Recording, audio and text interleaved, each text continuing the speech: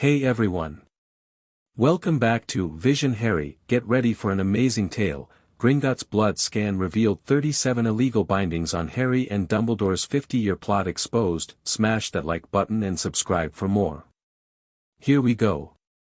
Chapter 1. The scan. The owl arrived on a Tuesday, which Harry had always considered the least interesting day of the week, and therefore the most likely to contain something that would ruin his life.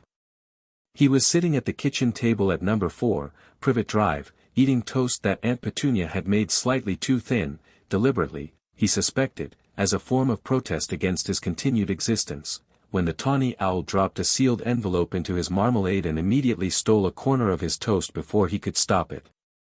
"Oi," he said, but the owl was already gone, vanishing through the window he'd left cracked open for exactly this kind of delivery. He wiped marmalade off the envelope. The seal was gold, embossed with the image of a dragon biting its own tail, and beneath it in dense black script, Gringotts Wizarding Bank, London. Office of Inheritance and Estate Management. Regarding, the estate of Doria Potter, née Black. Deceased. Harry stared at it. He hadn't known his grandmother's name until approximately 15 seconds ago. He read the letter 3 times. It was short. Goblins, he'd observed, did not waste words on ceremony. It informed him that the estate of one Doria Potter, née Black, which had been held in provisional trust pending verification of heir status, had now cleared its 40-year dormancy clause and required a living heir to present themselves for assessment and blood verification at their earliest convenience. There was a secondary account, a personal one, not the vault he'd been drawing from for school supplies, that had been generating interest since 1945. The goblins had, with characteristic bluntness, included a figure in the margin. It had a lot of zeros. Uncle Vernon chose this moment to lumber into the kitchen in his dressing gown, see Harry's expression, misread it as something he could use against him, and open his mouth. "Don't," Harry said, without looking up. Vernon's mouth closed. Harry folded the letter, tucked it into his pocket, and finished his toast. He was at King's Cross by 9 in the morning and in Diagon Alley by past, moving through the familiar cobblestone crowds with his hood up out of habit rather than necessity. The summer crowds were thick, families buying school supplies 3 months early because anxious parents who'd spent a year watching Cedric Diggory's father carry his son's body found comfort in preparedness. Harry moved past Flourish and Blots, past the ice cream parlor, past the cluster of witches outside Madame Malkin's arguing about dress robes. He kept his head down and his pace steady. The scar on his forehead had been many things over the years, target, celebrity marker, conversation starter, but at 9:30 on a Tuesday in July it was mostly just itchy. Gringotts sat at the far end of the alley like it always had, white and vast and quietly contemptuous of everything around it. The goblins at the door gave him the same look they gave everyone, that finely calibrated expression suggesting they were currently calculating your net worth and finding it personally disappointing, and he climbed the marble stairs and pushed through the bronze doors. The main hall was busy. Goblins moved with the sharp, precise efficiency of people who understood that time was money in the most literal sense and resented every second wasted. Harry found the inquiry desk and slid the letter across the counter. The goblin on the other side read it without touching it, which Harry found impressive. He had a sharp face, sharper than most, with grey eyes that moved across the page with the same speed as a barrister reading a contract. "Heir Potter," the goblin said. "That's me. You are aware that an inheritance assessment requires blood verification." The letter mentioned it. "You are aware that blood verification, in the case of old family accounts, triggers a broader diagnostic sweep of the presenting heir." Harry hadn't been aware of that specifically, but it seemed like the kind of thing he should already know, so he said, "Yes," with confidence. The goblin looked at him for a long moment. His expression didn't change, but something in his posture shifted, a fractional straightening, a slight tightening around the eyes that might have been, in a human, anticipation. "This way," he said, and came around the counter with a key Harry hadn't seen him retrieve from anywhere. They went through a side door rather than to the carts. The corridor behind it was narrower, lit with torches rather than the main hall's high chandeliers, and the walls were carved stone rather than marble. It smelled like deep earth and old magic, the kind of smell that made the back of Harry's neck prickle. They went down 2 flights of stairs and through 3 locked doors, each one heavier than the last, and arrived in a room Harry had never seen and which looked nothing like the vault corridors. It was circular. The walls were smooth, pale stone, inlaid with runes in a pattern that spiraled from floor to ceiling in a continuous unbroken line. In the center of the room was a stone basin, not unlike a pensieve, though smaller and deeper, and on its rim were set 4 iron brackets holding candles that burned with a light that was almost silver. A small table beside it held a ceramic dish, a bone-handled knife, and what appeared to be an extremely complex document already laid out flat, its pages covered in moving script that was currently writing and rewriting itself in preparation for something. The blood inheritance assessment, the goblin said, stopping at the door, is performed by pressing 3 drops of blood to the basin. The diagnostic is automatic and comprehensive. It will evaluate bloodline, magical core status, binding records, inheritance eligibility, and any outstanding claims or contracts associated with your name. He paused.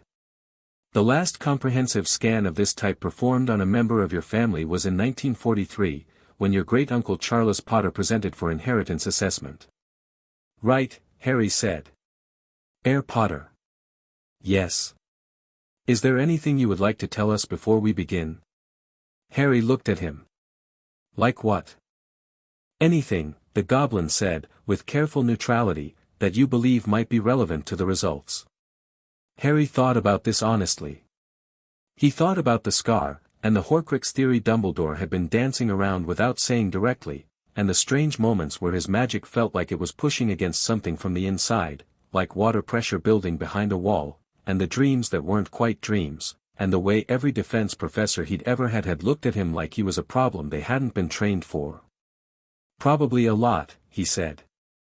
The goblin's expression did something complicated and fast that was gone before Harry could identify it. Then let us begin. The cut was shallow. 3 drops, as instructed, falling into the basin with a sound that was somehow quieter than it should have been, as though the room itself were holding its breath. For 3 seconds, nothing happened. Then the basin lit up like a small sun. The light was not warm. It was the cold, hard white of very old magic doing something very serious, and it moved upward in a column that hit the ceiling and spread across those spiraling runes, and they started moving, actually moving, the carved lines shifting and rearranging with a sound like stone whispered against stone. The document on the table began writing faster, its quill moving in rapid, sharp strokes, filling page after page. The goblin who'd brought him here had gone very still. His eyes were on the basin. His face was unreadable. Harry watched the light and felt something in his chest that he didn't have words for at the time, though later he would describe it as being underwater your whole life and not knowing, until you broke the surface, that you'd been unable to breathe. A second goblin appeared at the door, he hadn't heard it open. Then a third. They stood in a row, watching the basin with an attention that was not quite alarm and not quite reverence but somewhere between the two. The light began to shift color. White first, which Harry guessed was standard. Then a deep, rich gold that pulsed like a heartbeat. Then, beneath the gold, something darker, and the document's quill paused, started, paused again, then began writing with a kind of urgent speed that made the pages flutter. That's unusual, one of the new goblins said quietly. That's illegal, said another one. Harry looked at them. The first goblin, the one who'd brought him here, turned from the basin and met Harry's eyes with an expression Harry would later recognize as the goblin equivalent of someone trying very hard to stay professional in the face of something extraordinary. Heir Potter, he said, I need to ask you to remain calm. I'm calm, Harry said, which was true in the way that the eye of a hurricane is calm, technically accurate, structurally significant. The diagnostic, the goblin said carefully, has identified a number of anomalies in your magical signature. How many anomalies? The document's quill stopped. A page turned on its own. The quill began again on a fresh page. The current count, the goblin said, watching the page fill up, is 37. The room was very quiet. 37, Harry repeated. 37 distinct magical bindings, constructed with varying degrees of complexity and all placed without the knowledge or consent of the subject, which is to say, yourself. The goblin's voice was entirely level. Harry noticed his hands had gone very still at his sides, the way hands go still when someone is exerting deliberate control over them. Under Gringotts' Wizarding Bank's Code of Inheritance and the broader International Statute of Magical Practice, this constitutes a significant criminal violation. What kind of bindings? Harry asked. The third goblin, the one who'd spoken second, the one who'd said illegal, moved to the document and ran a finger down the newly filled page. Core suppression, primary and secondary layers. Memory blocks, 17 individual instances.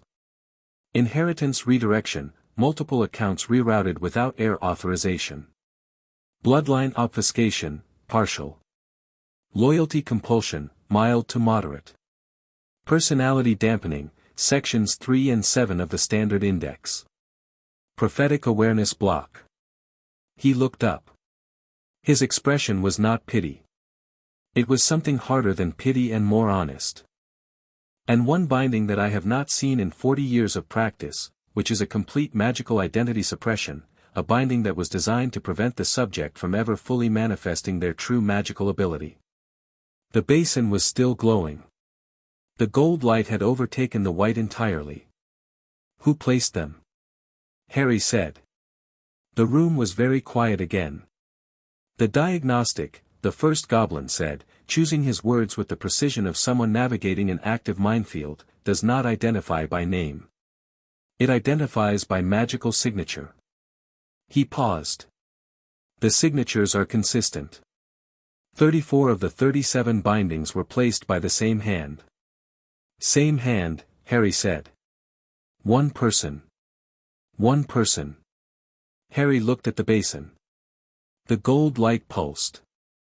He thought about Dumbledore's office, about the twinkling blue eyes and the half-moon spectacles and the tone of gentle, implacable certainty.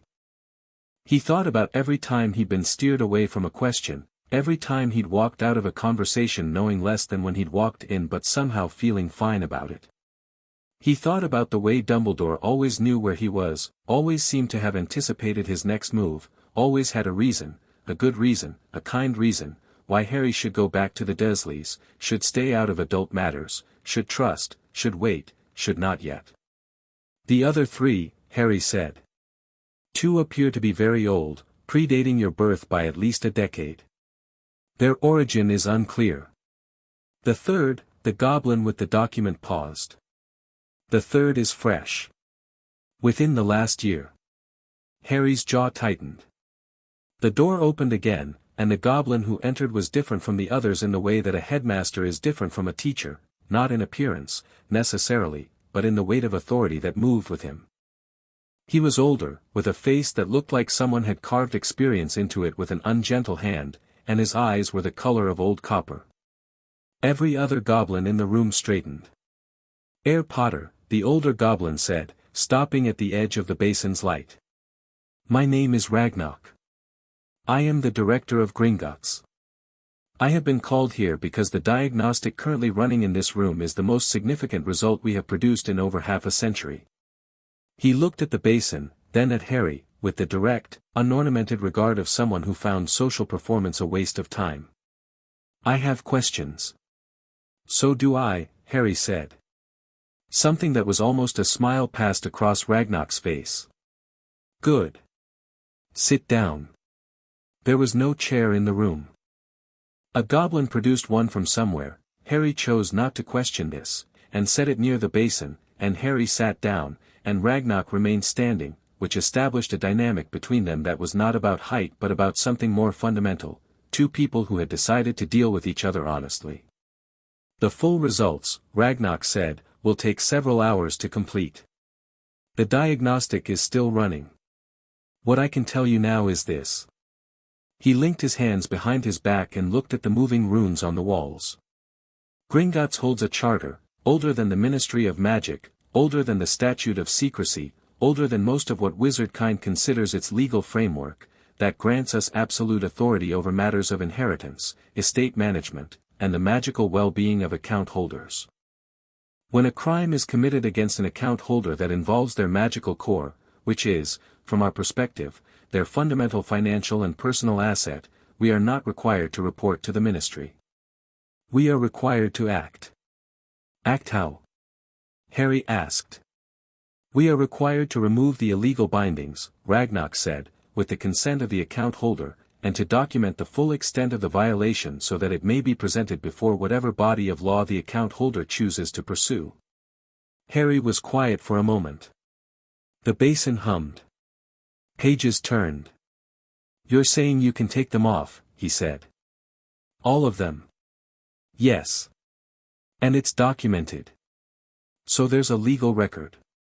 A Gringotts record, Ragnarok said, which carries more legal weight than a ministry record in 17 of the 23 wizarding jurisdictions that maintain formal international agreements, including this one. Harry sat with that for a moment. He thought about what 37 bindings meant.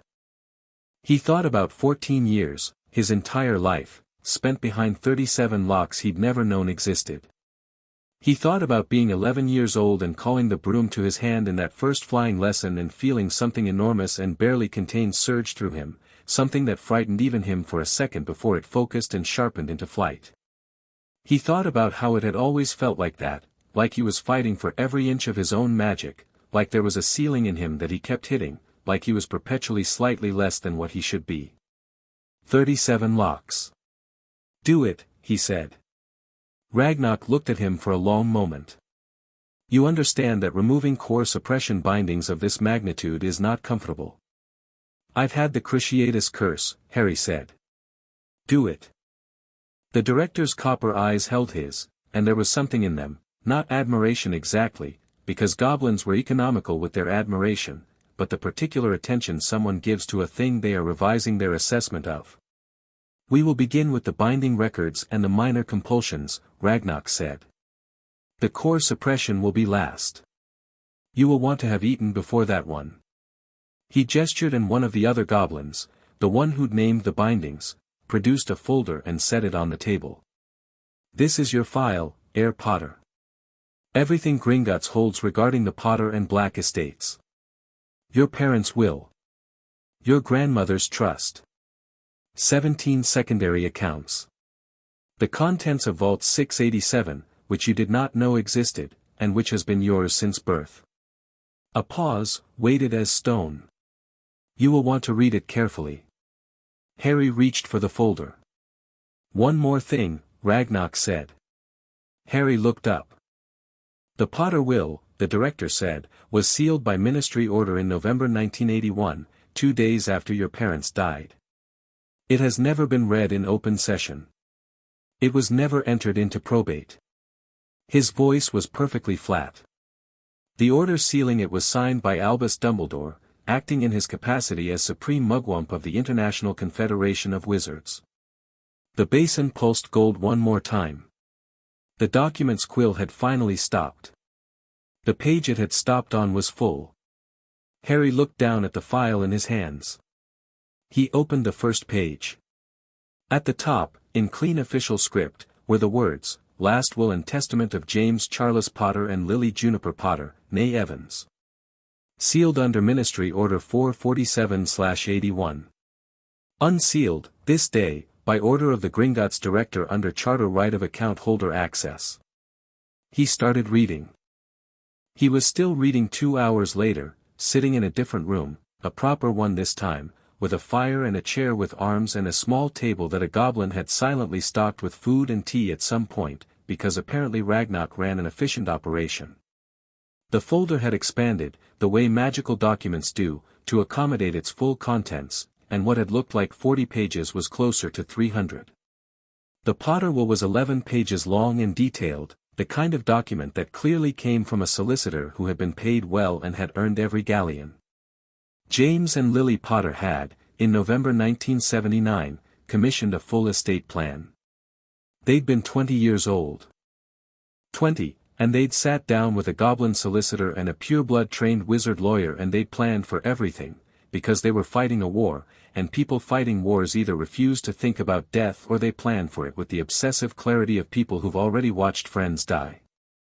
In the event of their deaths, the will specified, Harry James Potter was to be placed in the care of Sirius Orion Black, named as primary guardian and godfather.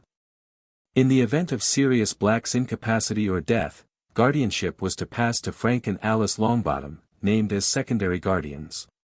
In no circumstances, the will specified, and Harry could almost hear his father's voice in the language, the particular stubbornness of it, in no circumstances was the child to be placed with Petunia Evans Desley or any member of the Desley family, the will citing fundamental incompatibility with the magical world and documented hostility toward the same.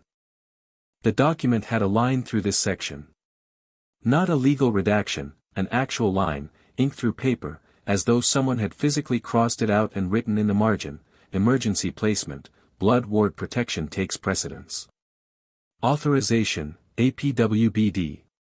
Those initials. Harry turned the page. The financial section was equally detailed.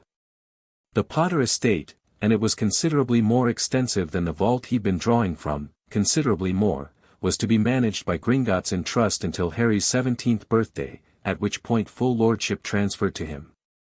Vault 687 contained his mother's personal effects, her research notes, and something listed as the Evans collection, which the accompanying Gringotts note described as an extensive library of experimental charm work, some of which remains classified at the originating researcher's request. His mother had apparently been doing something significant enough to classify before she was 22. There was a list of people the will specified were to be informed of Harry's location and well-being at minimum quarterly intervals: Sirius Black, Remus Lupin, Minerva McGonagall, Augusta Longbottom, and Andromeda Tonks. None of them had been informed of anything. There was a note in the margin from the Gringotts solicitor who'd reviewed the file: all notification obligations were suppressed under Ministry Order 447/81. Recipients were not contacted. Harry set the will down. He picked up his tea. He drank it. It had gone cold.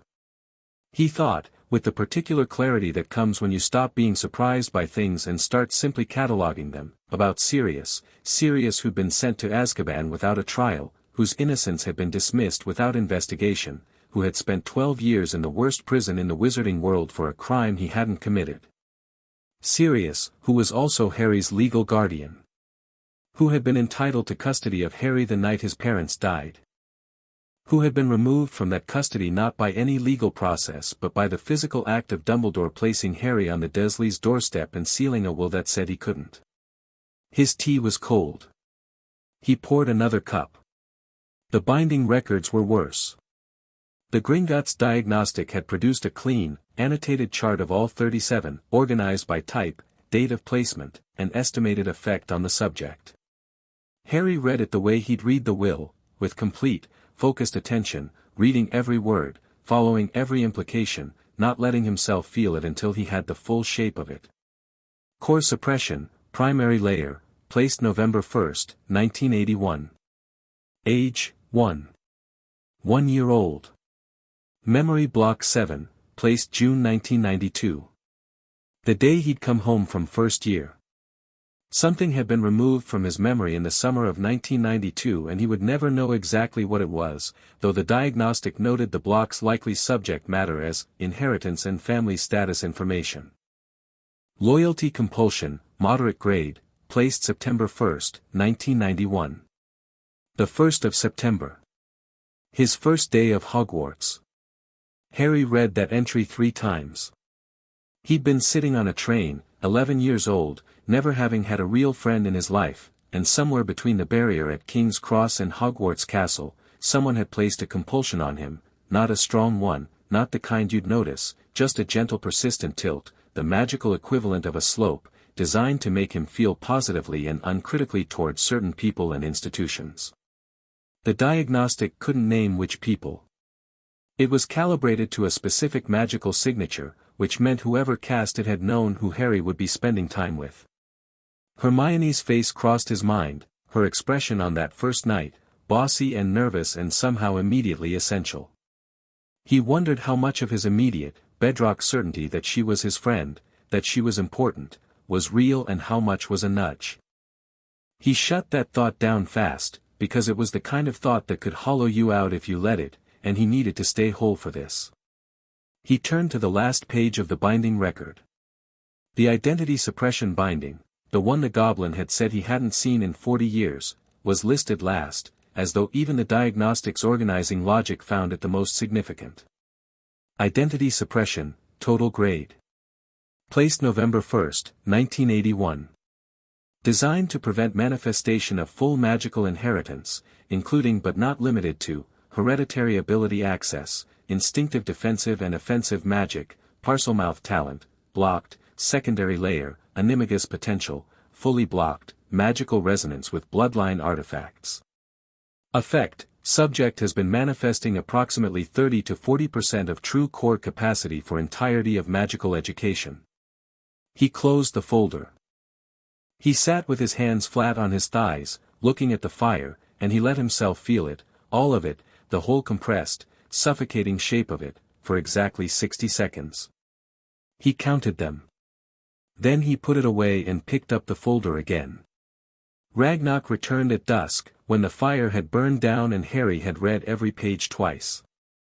"You have questions," the director said, taking the chair across from him. "I have a list," Harry said. Ragnarok's assistant, the sharp-faced goblin from the inquiry desk, whose name, Harry had learned, was Griphook, a name that carried a reputation even outside Gringotts, set a fresh tea service on the table and retreated to the door. "The person who placed 34 of these bindings," Harry said. "You said you don't name by identity in the diagnostic." "We don't, formally. But informally?" Ragnarok looked at him. "The magical signature is in our records. It is associated with an account held at this bank for over 90 years.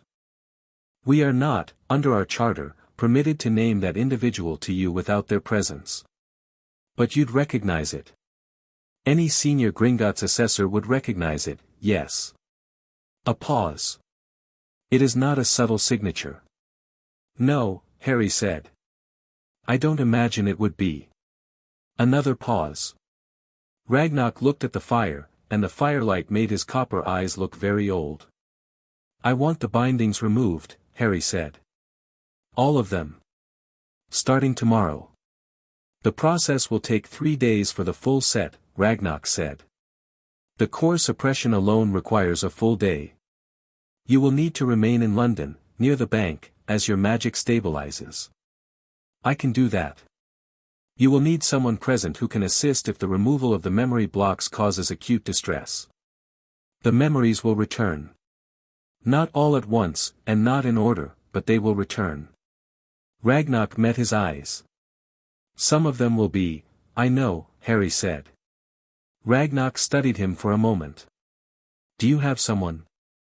Harry thought about this. He thought about Hermione, who would want to help and would mean every word of it and would also immediately want to notify Dumbledore because she trusted authority the way some people trusted gravity, automatically, without examining whether it still applied. He thought about Ron, who was steady and good-natured and entirely without the particular flexibility of mind this moment needed. He thought about Sirius, who was officially still a wanted man, who was living in Grimmauld Place under secret, who would be furious on Harry's behalf with a completeness that was almost beautiful. "Yes," Harry said. "You understand," Ragnarok said, "that once the bindings are removed and the documentation is complete, Gringotts will have fulfilled its legal obligation to the account holder.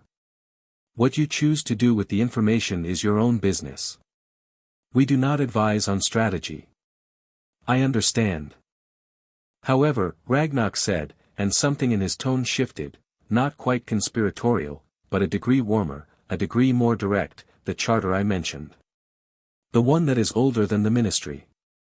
He let that sit for a moment. "There is a provision in it. If a crime is committed against a Gringotts account holder involving their core, which this is, we are authorized to present the evidence in any wizarding court, including the Wizengamot, without ministry approval or interference. We are authorized to do this on the account holder's behalf if they request it." Harry looked at him steadily. "Is that an offer?" Ragnarok looked back at him steadily. It is an explanation of available options.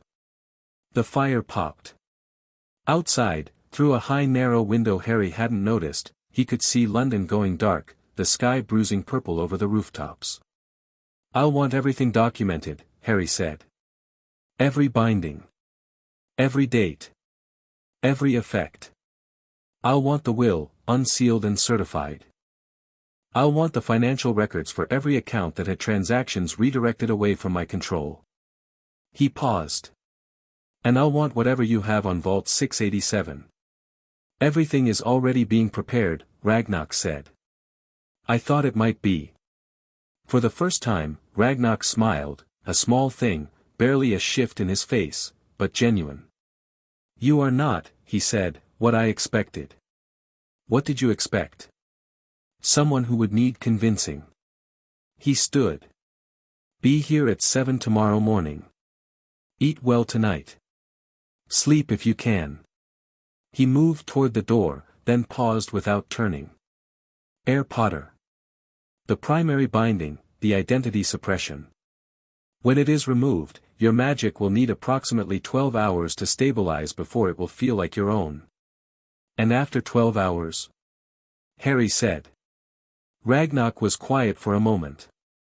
"Then," he said, "it will feel like nothing you have ever experienced." Harry left Gringotts as the lamplighters were moving through Diagon Alley, that brief yellow hour when the magical street was at its most itself, warm and strange and alive with a particular kind of energy that Privet Drive had never once managed. He walked to the Leaky Cauldron, got a room from Tom with minimal conversation, and sat on the edge of the bed in the small, slanted ceiling room on the second floor with his folder of documents and his cold cup of tea and his thoughts. He wrote 2 letters. The first was to Sirius. It was not long. It said, "I'm at the Leaky Cauldron. I need you to come, or to send Remus. Something has happened that you need to hear. Don't contact Dumbledore before you come. I mean that, Sirius. Don't." He paused, looked at the last line, and left it. The second letter was harder. He started it 4 times before he got it right. It said, "Hermione. I need you to trust me for the next few days without asking me to justify anything to Dumbledore. I know how that sounds. I know what your instinct is. I'm asking you to fight it. Something happened today at Gringotts and I need to sort through it before it becomes an argument. You'll understand when I tell you. You'll be angry, at the right people, I think, once you've thought about it. Don't write to him. Please. Harry." He sent both letters with the Leaky Cauldron's house owl, a reliable-looking barn owl that took the envelopes with professional efficiency and disappeared into the dark. Then he lay down on the bed in his clothes, stared at the ceiling, and thought about his mother. He thought about a memory he didn't have, because it had been taken, of Lily Evans Potter, 21 years old, doing magic that was apparently significant enough to classify. He thought about her eyes, which he'd never seen on anyone's face but his own. He thought about the way people who'd known her always went slightly quiet when they described her, not the way people go quiet about someone dead, but the way people go quiet about something they don't quite have words for. He thought about Slughorn's memory, hazy and damaged as it was, and the fish in the tank, and the pure instinctive brightness of her. 30% of his capacity. He'd been running at 30% of what he actually was, for his entire life, and he had still survived things that had killed trained adult wizards. He'd been to the bottom of a lake, the inside of a maze, the graveyard where Voldemort came back, all of it at 30%. He fell asleep with that thought. He didn't dream about Voldemort. For the first time in a year, the connection that usually crackled across the back of his mind at night like a badly tuned wireless was quiet. Because something had started, in that diagnostic room, that hadn't been stopped. A thread had been pulled, the smallest one, the thinnest one, not a binding yet removed but the awareness of one, and his magic, all the buried, suppressed, deliberately contained volume of it, had noticed. It was waking up. At 11:30, 3 floors below, the Leaky Cauldron's fire flared green and Remus Lupin stepped through, looking tired and worried and exactly like the person Harry needed, and asked Tom which room the boy was in, and Tom told him, and Lupin climbed the stairs. He knocked twice. "Come in," Harry said. Lupin opened the door, took one look at Harry, at whatever was in his face, or in the air around him, something the letter hadn't captured and couldn't have, and pulled a chair up to the bed and sat down. "Tell me everything," Lupin said. So Harry did. Chapter 2, The Weight of What Was Stolen. Remus Lupin had a particular face he made when he was trying very hard not to show what he was feeling. Harry had catalogued it over 2 years, the slight compression around the eyes, the way his mouth went flat, the deliberate steadiness of his hands on whatever surface was nearest. He'd seen it during defense lessons when a student got too close to a dark creature. He'd seen it in the shrieking shack, the night everything fell apart and came together in the same terrible hour. He was seeing it now, as Harry talked, and by the time Harry finished it had gone through about 4 variations, each one progressively harder to maintain. When Harry stopped talking, the room was quiet enough to hear the pub downstairs, the low rumble of conversation, a glass set down, someone laughing at something. Lupin's hands were very still on his knees. 37, he said. 37. Lupin looked at the folder on the bed. He looked at it the way you look at something you're not sure you're allowed to touch. "May I?" Harry slid it across. Lupin read.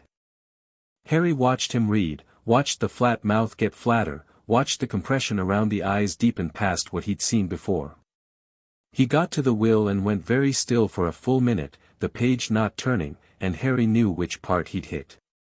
Then he turned to the binding records and his hands, which had been steady through everything, finally showed it, a faint tremor, quickly controlled, the paper held slightly tighter. He closed the folder. "Sirius is coming," Harry said. "I asked him not to contact, I know. I told him the same when I came through." Lupin's voice was entirely level. "He wanted to come himself. I told him a wanted man arriving at the Leaky Cauldron at midnight was not the statement we needed to make right now." A pause. He disagreed.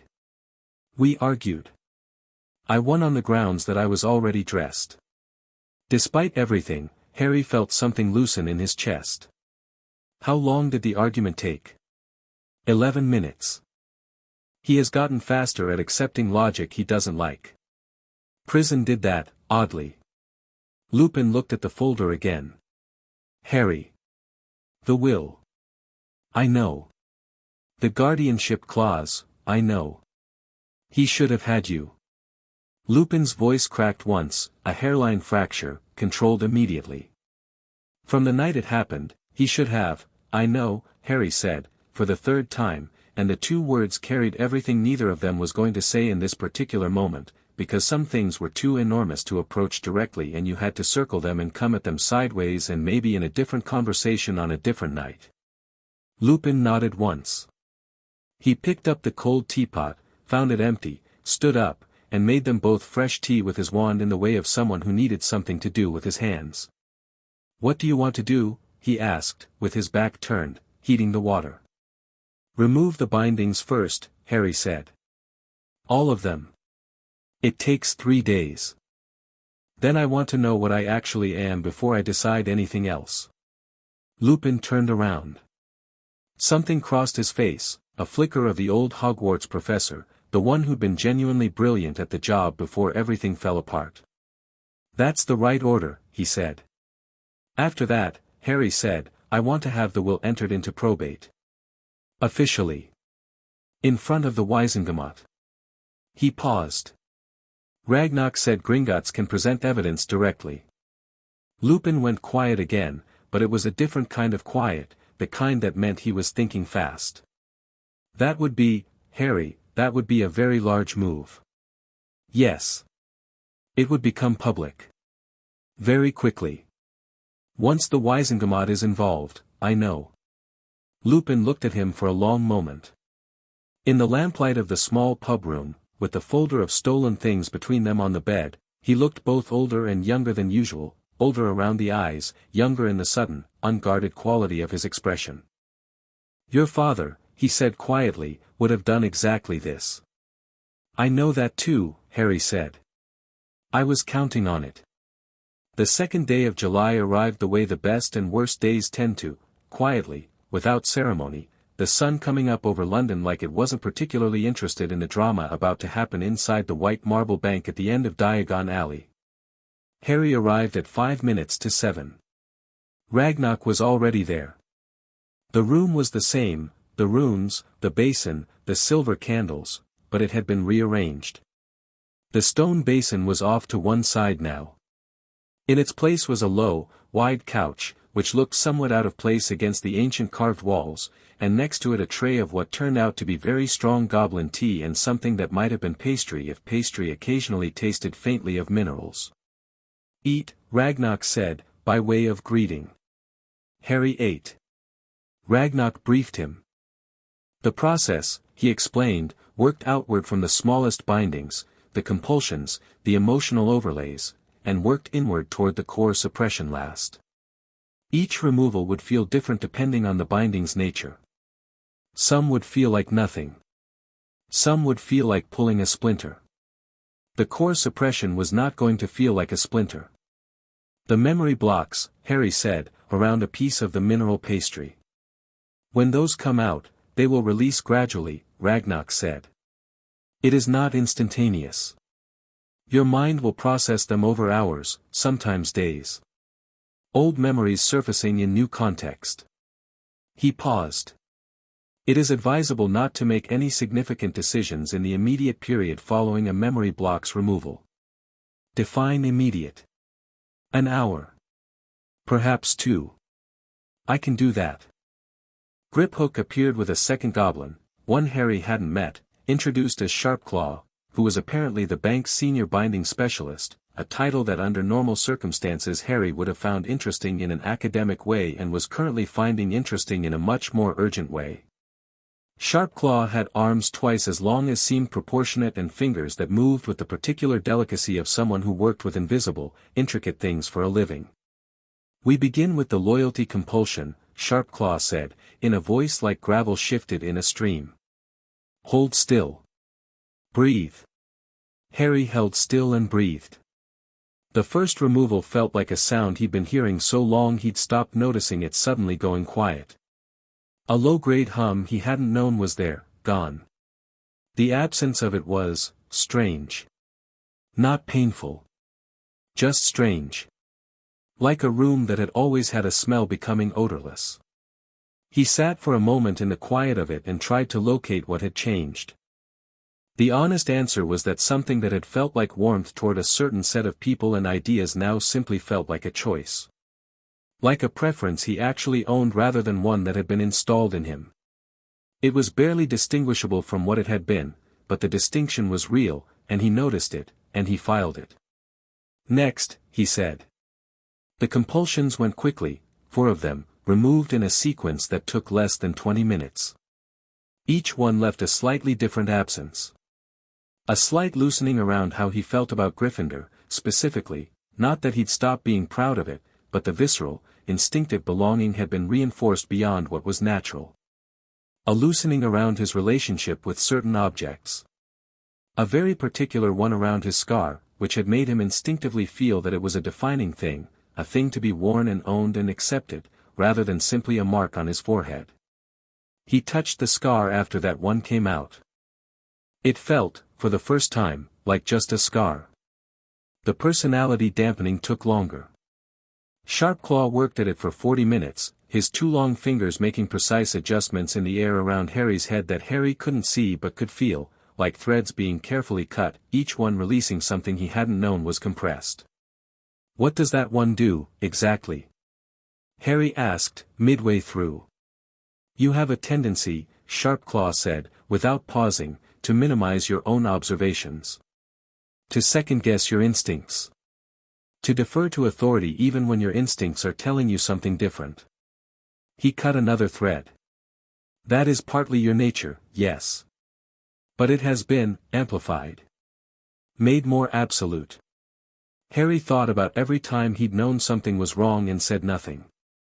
Every time he'd had a clear instinct, Quirrell, the chamber, pedigree, the cup, and been talked sideways out of it or simply swallowed it because the adults around him seemed so certain.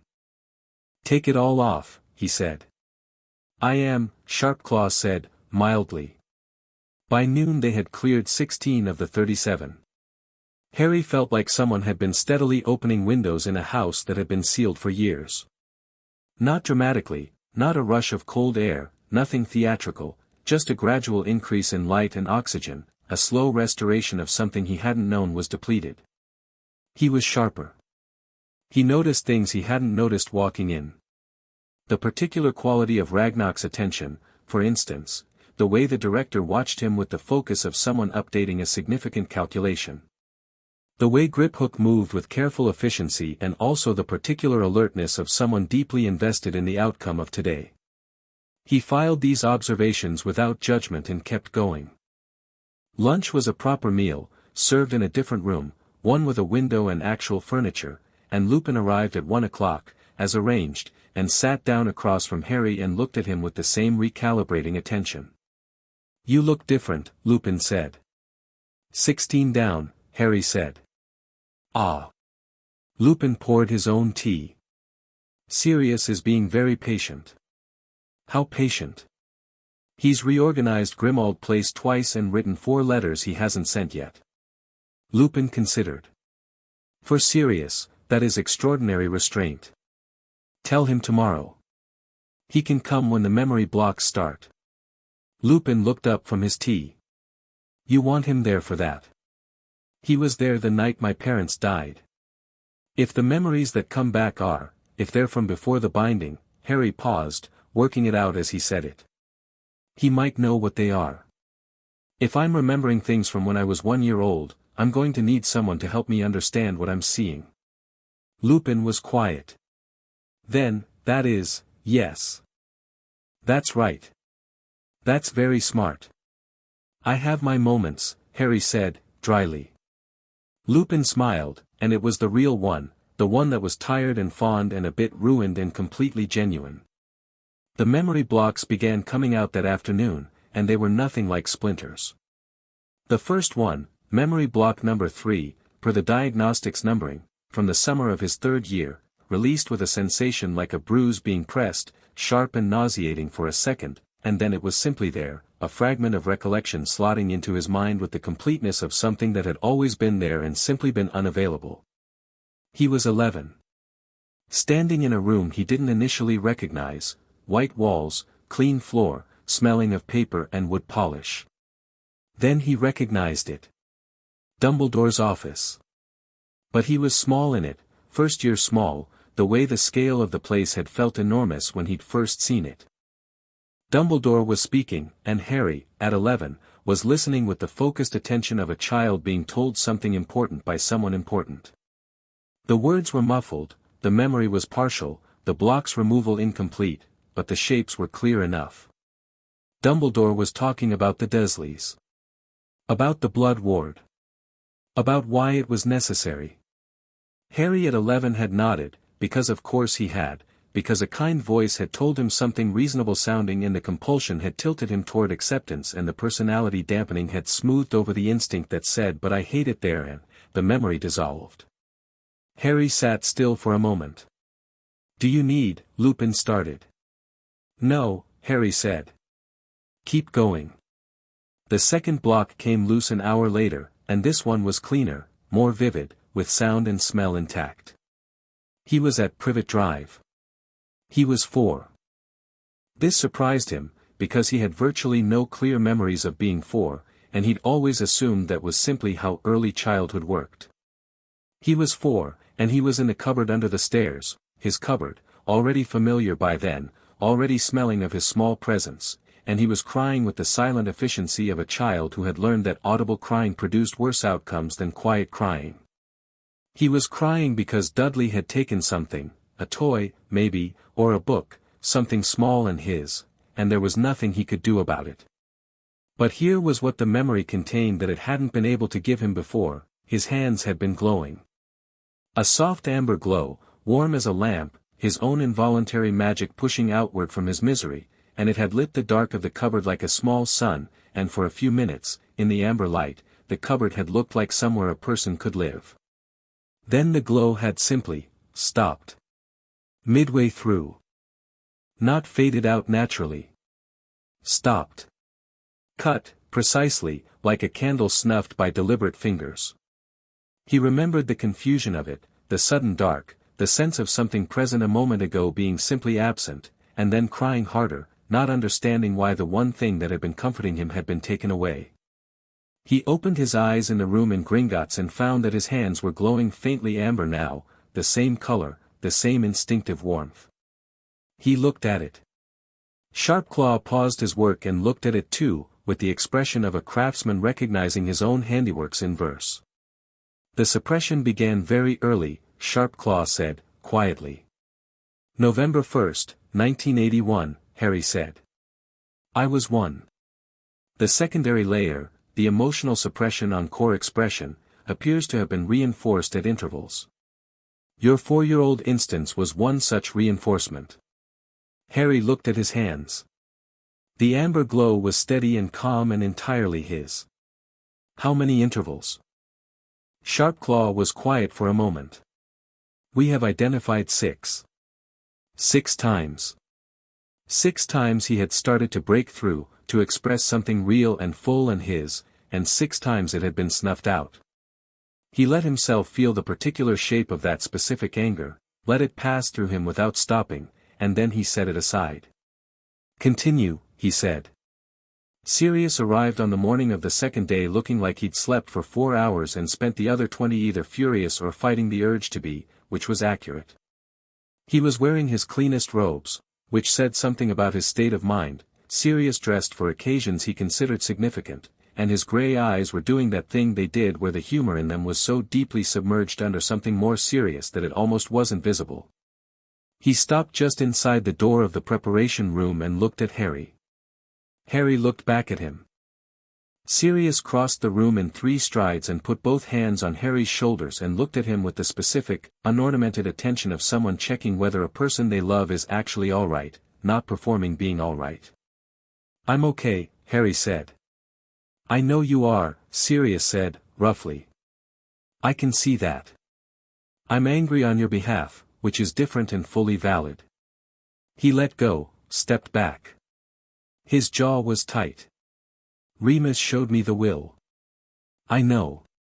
The guardianship clause, I know. Harry, Sirius. Harry said his name with a kind of steady gentleness that had not been there before, that was new and belonged entirely to the last 2 days.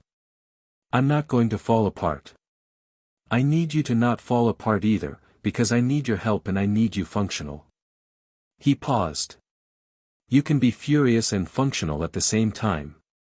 I've seen you do it. Sirius stared at him. Something moved across his face, surprise, maybe, at the way it was said, at the quality of the composure behind it. You sound like Lily, he said, very quietly. Then, and James. At the same time. I don't know how you're doing that. 16 bindings removed yesterday, Harry said. Apparently I'm coming into focus. Sirius made a sound that wasn't quite a laugh and wasn't quite something else. They sat down, all 3 of them, Harry, Sirius, Lupin, and Ragnarok came in at 7:30 and the second day's work began. The memory blocks that came out today were the ones that mattered. The first was from October 31st, 1981. Harry had not expected to remember the night his parents died. He was 15 months old. 15-month-olds didn't form coherent episodic memories, he knew this, had assumed it, had always assumed that his non-memory of that night was simply biology. It was not biology. It was binding number 11. It released with a sensation entirely unlike the others, not a bruise, not a thread cut, but a pressure that had been enormous and sudden and was now, in its absence, replaced by the thing it had been containing.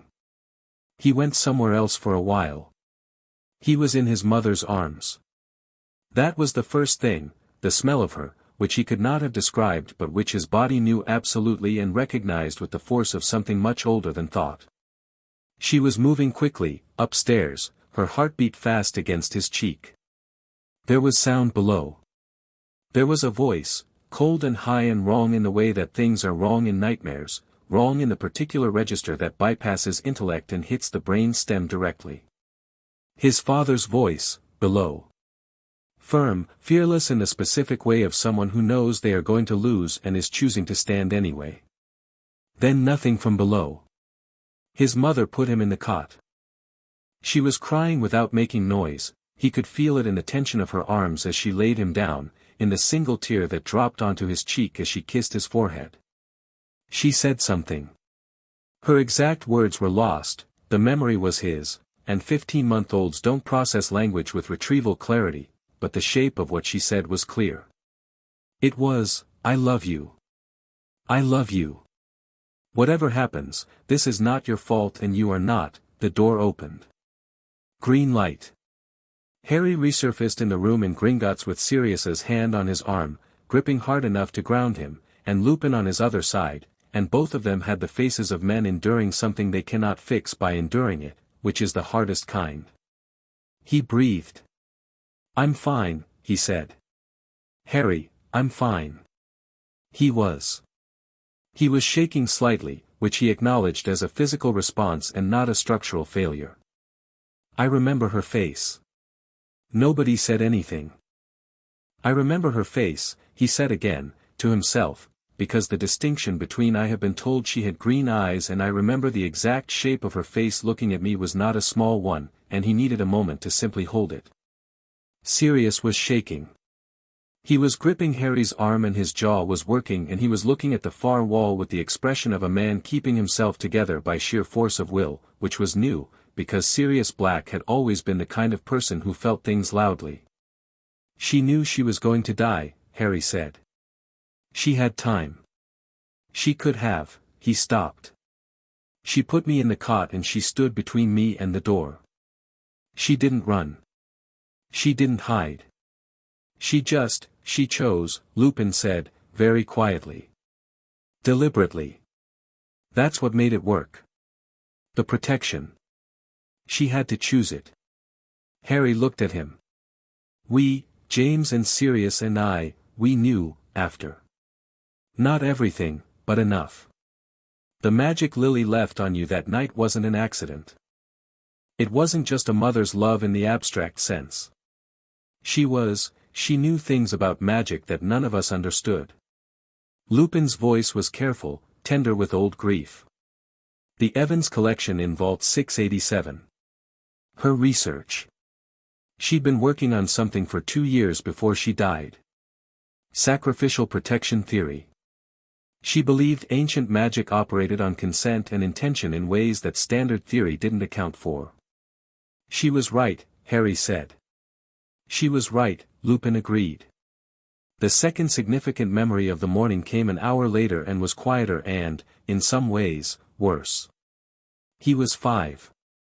He was at Privet Drive, and it was a school day, and he was watching Dudley's television in the living room. He'd been allowed, briefly, because Aunt Petunia was on the phone and had forgotten to send him elsewhere, and on the television was a man in robes, the kind of robes that, even at 5, Harry had recognized as different, as belonging to something he didn't have words for yet. The man had a long white beard and half-moon spectacles and he was being interviewed about something. There was a crowd, there were cameras, there was the particular orchestrated dignity of a public man comfortable in public light. Harry at 5 had stopped watching the cartoon and stared at the man on the television. Because he knew him. He knew his face.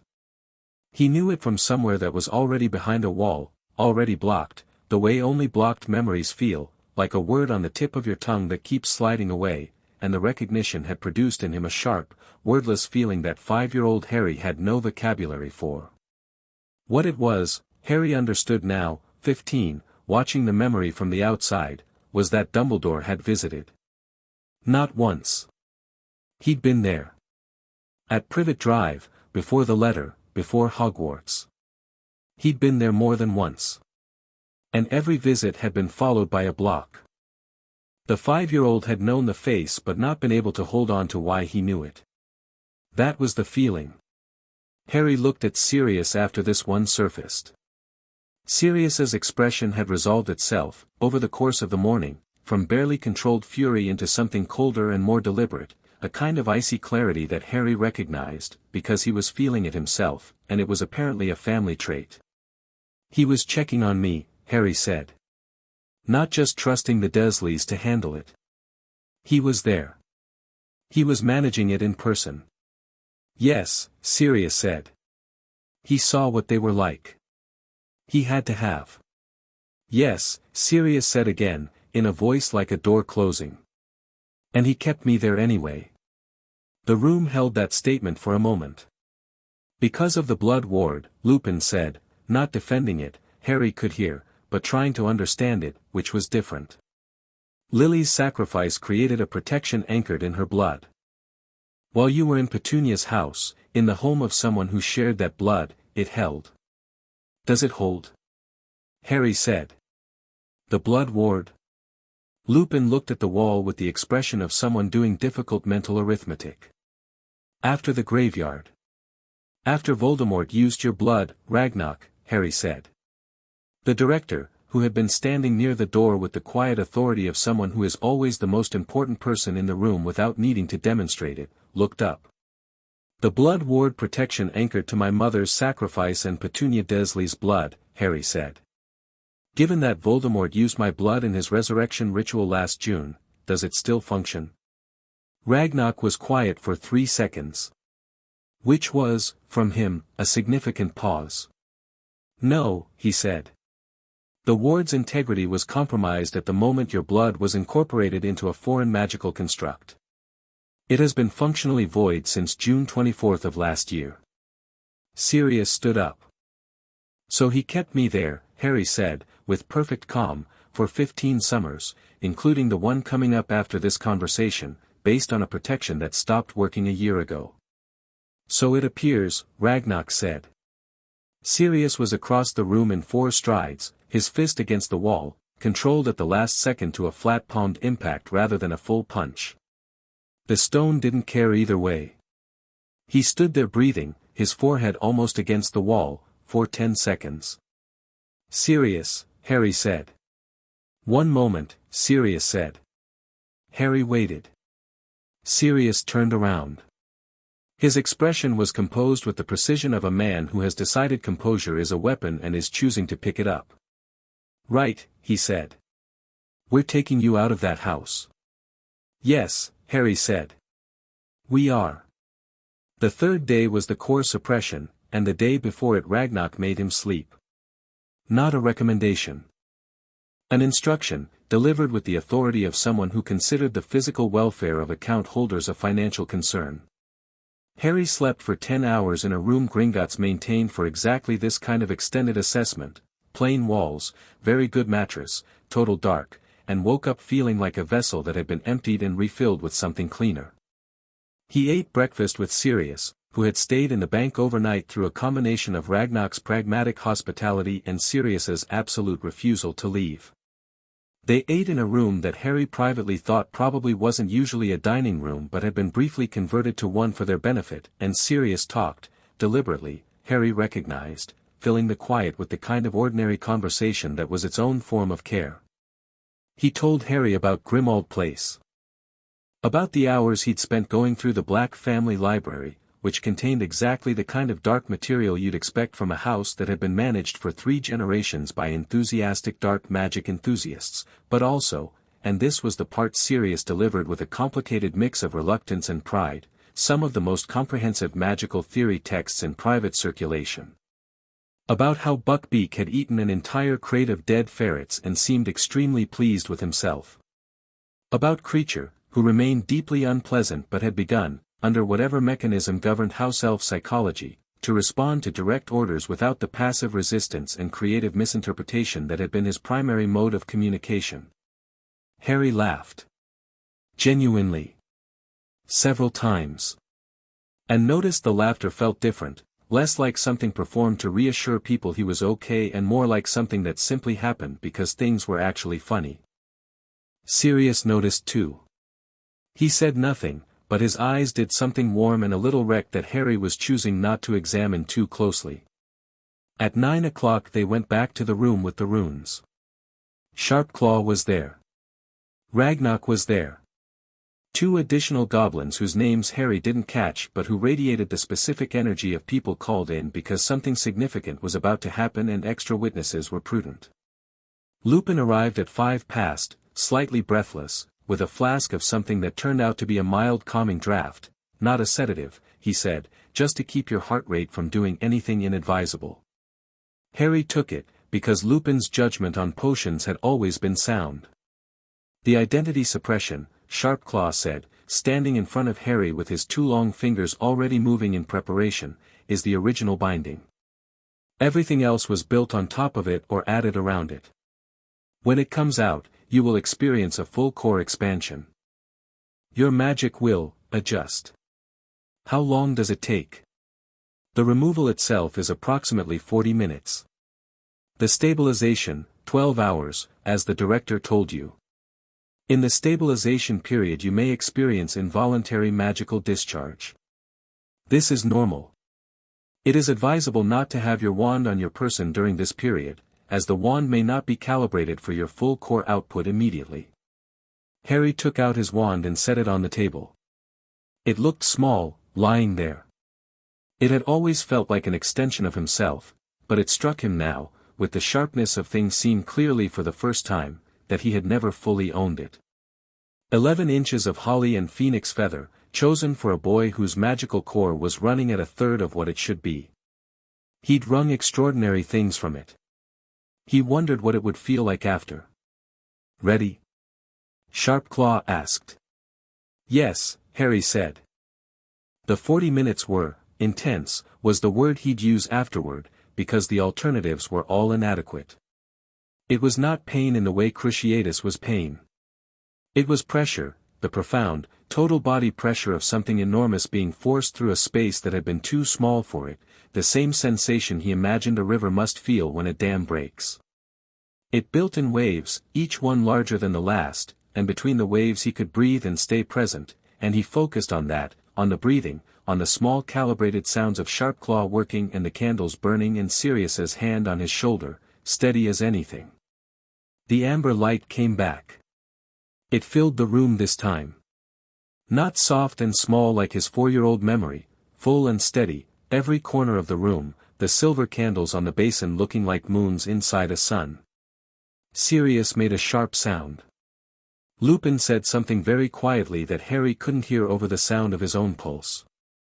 The runes on the walls began to move, shifting and realigning as though responding to something that finally matched what they'd been calibrated to expect.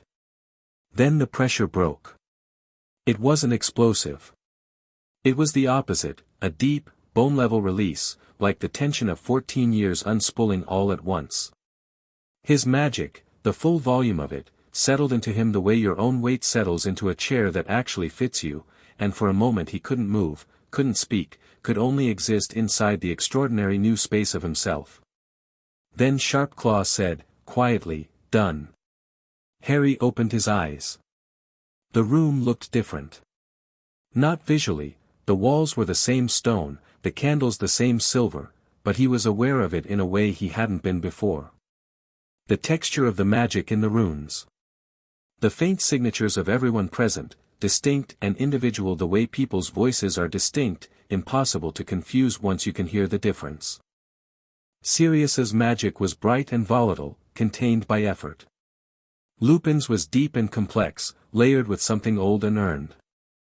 Ragnarok's was dense and foreign and vast in the way that the oldest goblin magic always was. And his own, he could feel his own now, fully, and it was enormous. He laughed. He couldn't help it. It came out of him without warning, startled out of him by the sheer unexpected wonder of it, sitting in a stone room in a goblin bank, feeling, for the first time in 15 years, completely like himself. Sirius crouched in front of him, both hands on his face, grinning with the kind of joy that had cruelty in its edges because of everything it was happening next to. "There you are," Sirius said, voice breaking cleanly in half. "There you bloody are, Harry." Harry grabbed his wrist and held on. The 12-hour stabilization passed in the bank.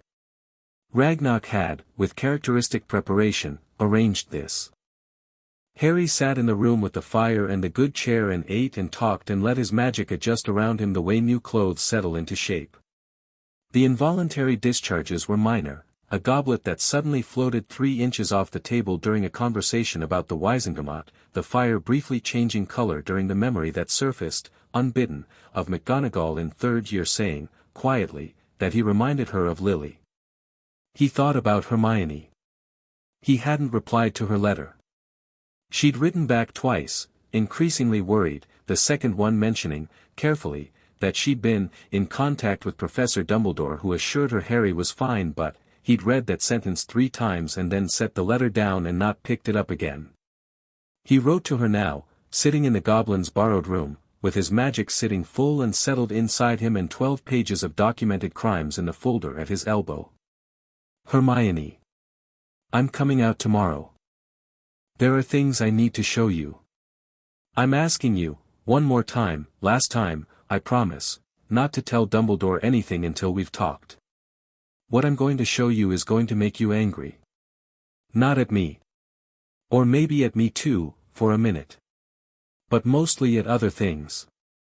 I need you to trust me enough to hear it first. Harry. He sealed it and sent it. Then he looked at the folder. The will. The binding records. The sealed accounts.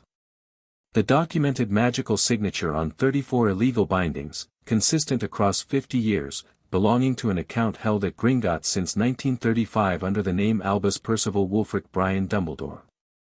He thought about the man who'd placed 37 locks on a 15-month-old child and then spent 14 years visiting that child, guiding that child, choosing that child for a war, all with the calm certainty of someone who believed absolutely in what they were doing. He thought about the Philosopher's Stone, and the Chamber of Secrets, and the Triwizard Tournament, and every moment he'd felt the shape of Dumbledore's plan around him without being able to see it clearly. He was seeing it now. He picked up the folder and held it and thought, I know what you built. I know why you built it. I know what you plan to do with me. He thought, and I'm going to dismantle every single piece of it, in public, in front of the people who trusted you, and I'm going to do it so cleanly that there is nothing left to argue with. Not from anger. From the particular cold clarity of someone who has been shown the full shape of a cage they've been living in their entire life and has decided, with absolute finality, to burn it down. Outside the narrow window, London had gone dark. Tomorrow was the Wizengamot. Tomorrow was the beginning of something. He looked at his hands. Still faintly amber, steady and warm in the low light of the borrowed room. He was 37 bindings lighter. He felt like himself. Chapter 3, The Will and the War. The Wizengamot convened on the second Friday of July, which was not a scheduled session date. Ragnarok had filed the petition on Thursday morning. By Thursday afternoon, the ministry had received it, passed it to the Department of Magical Law Enforcement, escalated it to the senior undersecretary, and the senior undersecretary had taken it directly to Cornelius Fudge, who had reportedly read the first 2 pages, set it down, picked it up again, read the signature at the bottom, Ragnarok, Director, Gringotts Wizarding Bank, acting under Charter Right Provision 7, and immediately called an emergency session for the following morning.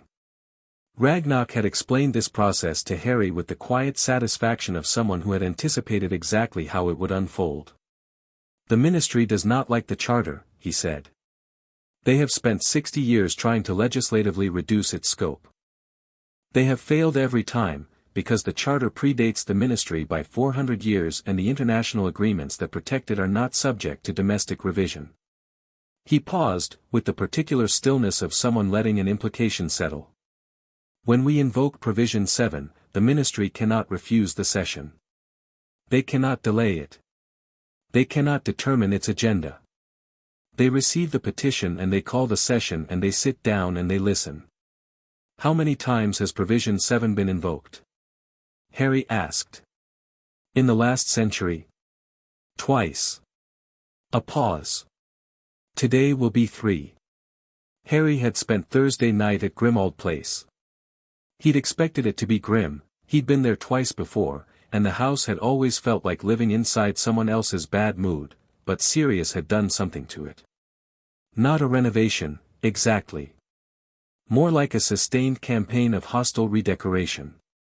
Several of the darker tapestries were gone. The portrait of Walburga Black in the entrance hall had been successfully silenced with what Sirius described, without elaboration, as 3 hours and a chisel. The kitchen was clean and smelled like actual food. Buckbeak had been moved to the attic and was apparently thriving. Hermione arrived at 6 that evening. She came through the flue looking exactly as she did when she was trying to appear calm and wasn't entirely succeeding, her hair fighting its pins, her expression set in the particular configuration of controlled tension that Harry had learned, over 5 years, meant she had a great many thoughts and was choosing very carefully which one to deploy first. She looked at Harry. He looked at her. "You look different," she said. "People keep saying that." "You do." She set down her bag and studied him with the frank, assessing attention she usually gave to difficult texts. "Your eyes are different. Not the color, I don't know. The way you're standing." She paused. "Did something happen to your magic?" "Yes," Harry said. "Sit down. I'll tell you everything." He told her everything. He watched her face as he did, the way she moved through it, the particular progression of her emotional responses, which were always more visible than she intended. She started with attention, the focused, organized attention of someone cataloging information. She moved through surprise, controlled quickly, and then confusion, also controlled, and then something that cracked the control open entirely when he got to the will and read her the guardianship clause. "He should have been with Sirius," she said, almost before he'd finished.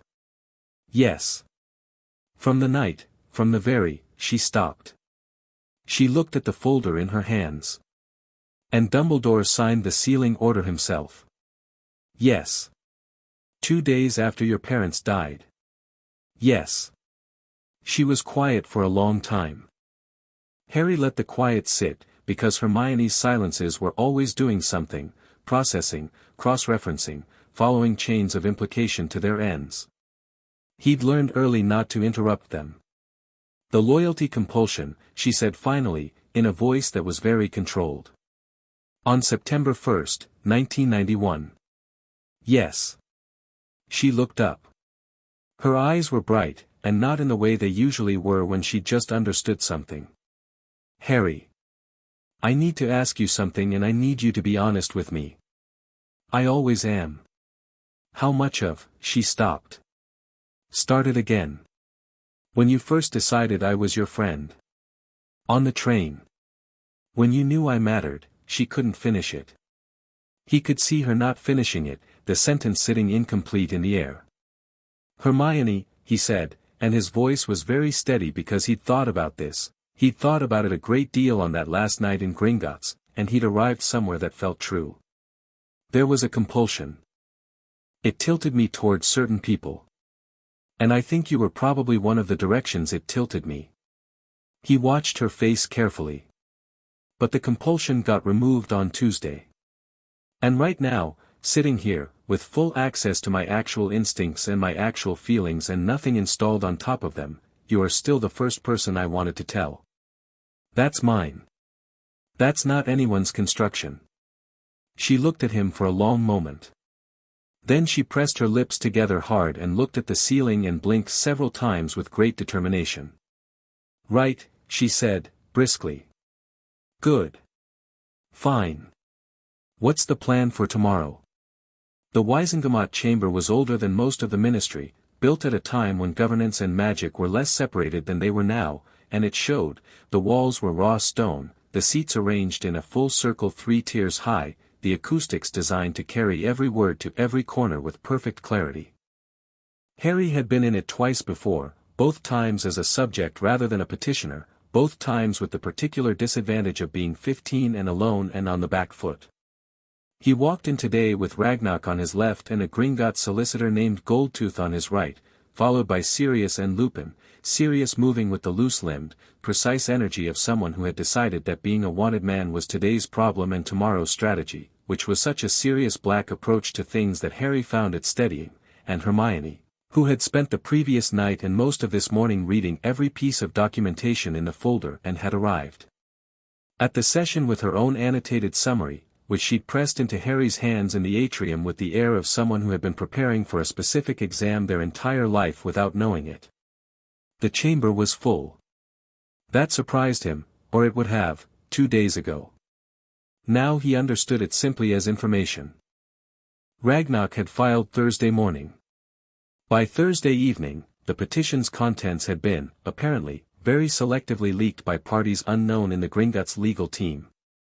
The 103 seats of the Wisingamot were occupied, and there were additional observers in the gallery, journalists, ministry officials, several people Harry recognized from the crowd at the Triwizard Tournament last year, and, in the far corner of the topmost tier, Minerva McGonagall, sitting very straight, her face wearing an expression that Harry could only describe as a woman bracing for something she had always known was coming.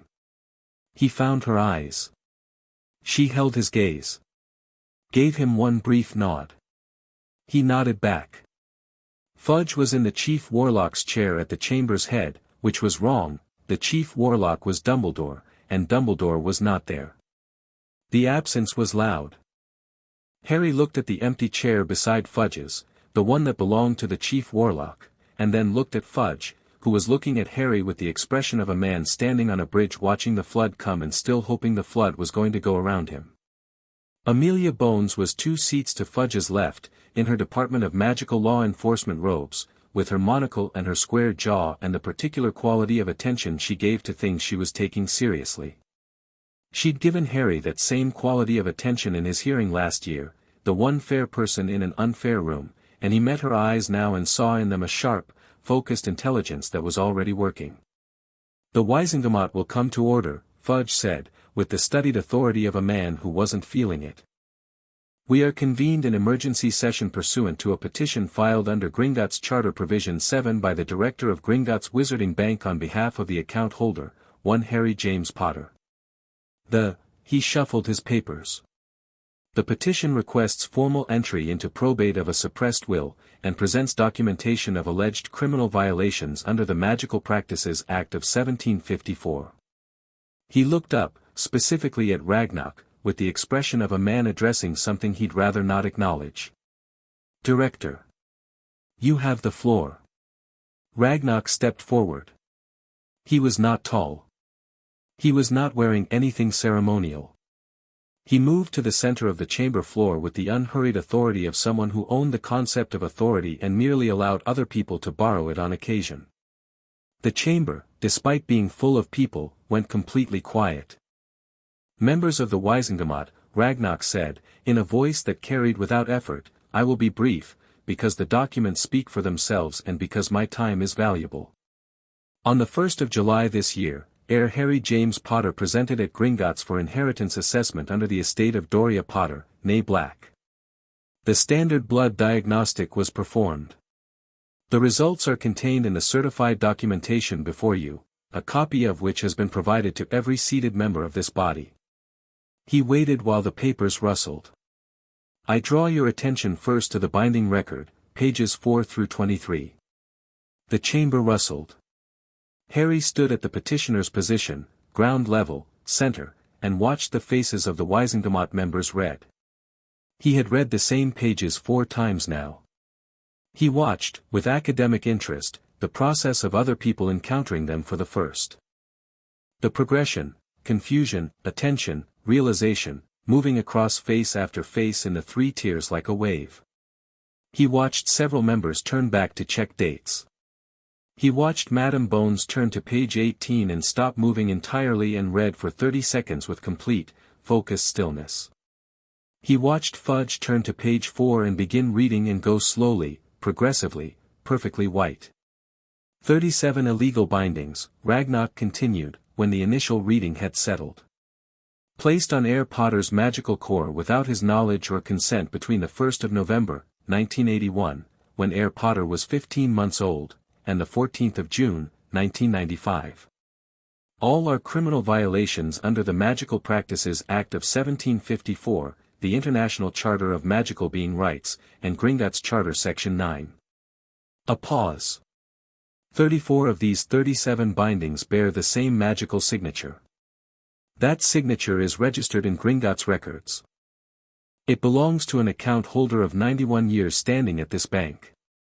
The chamber was doing something between a murmur and a silence, the noise people make when they are trying to maintain composure and not quite managing it.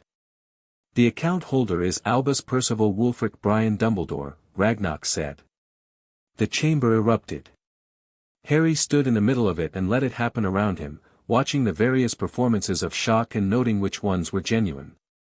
Madame Bones was not performing, she'd gone very still in the particular way of people who are reorganizing a large structure of previously certain knowledge.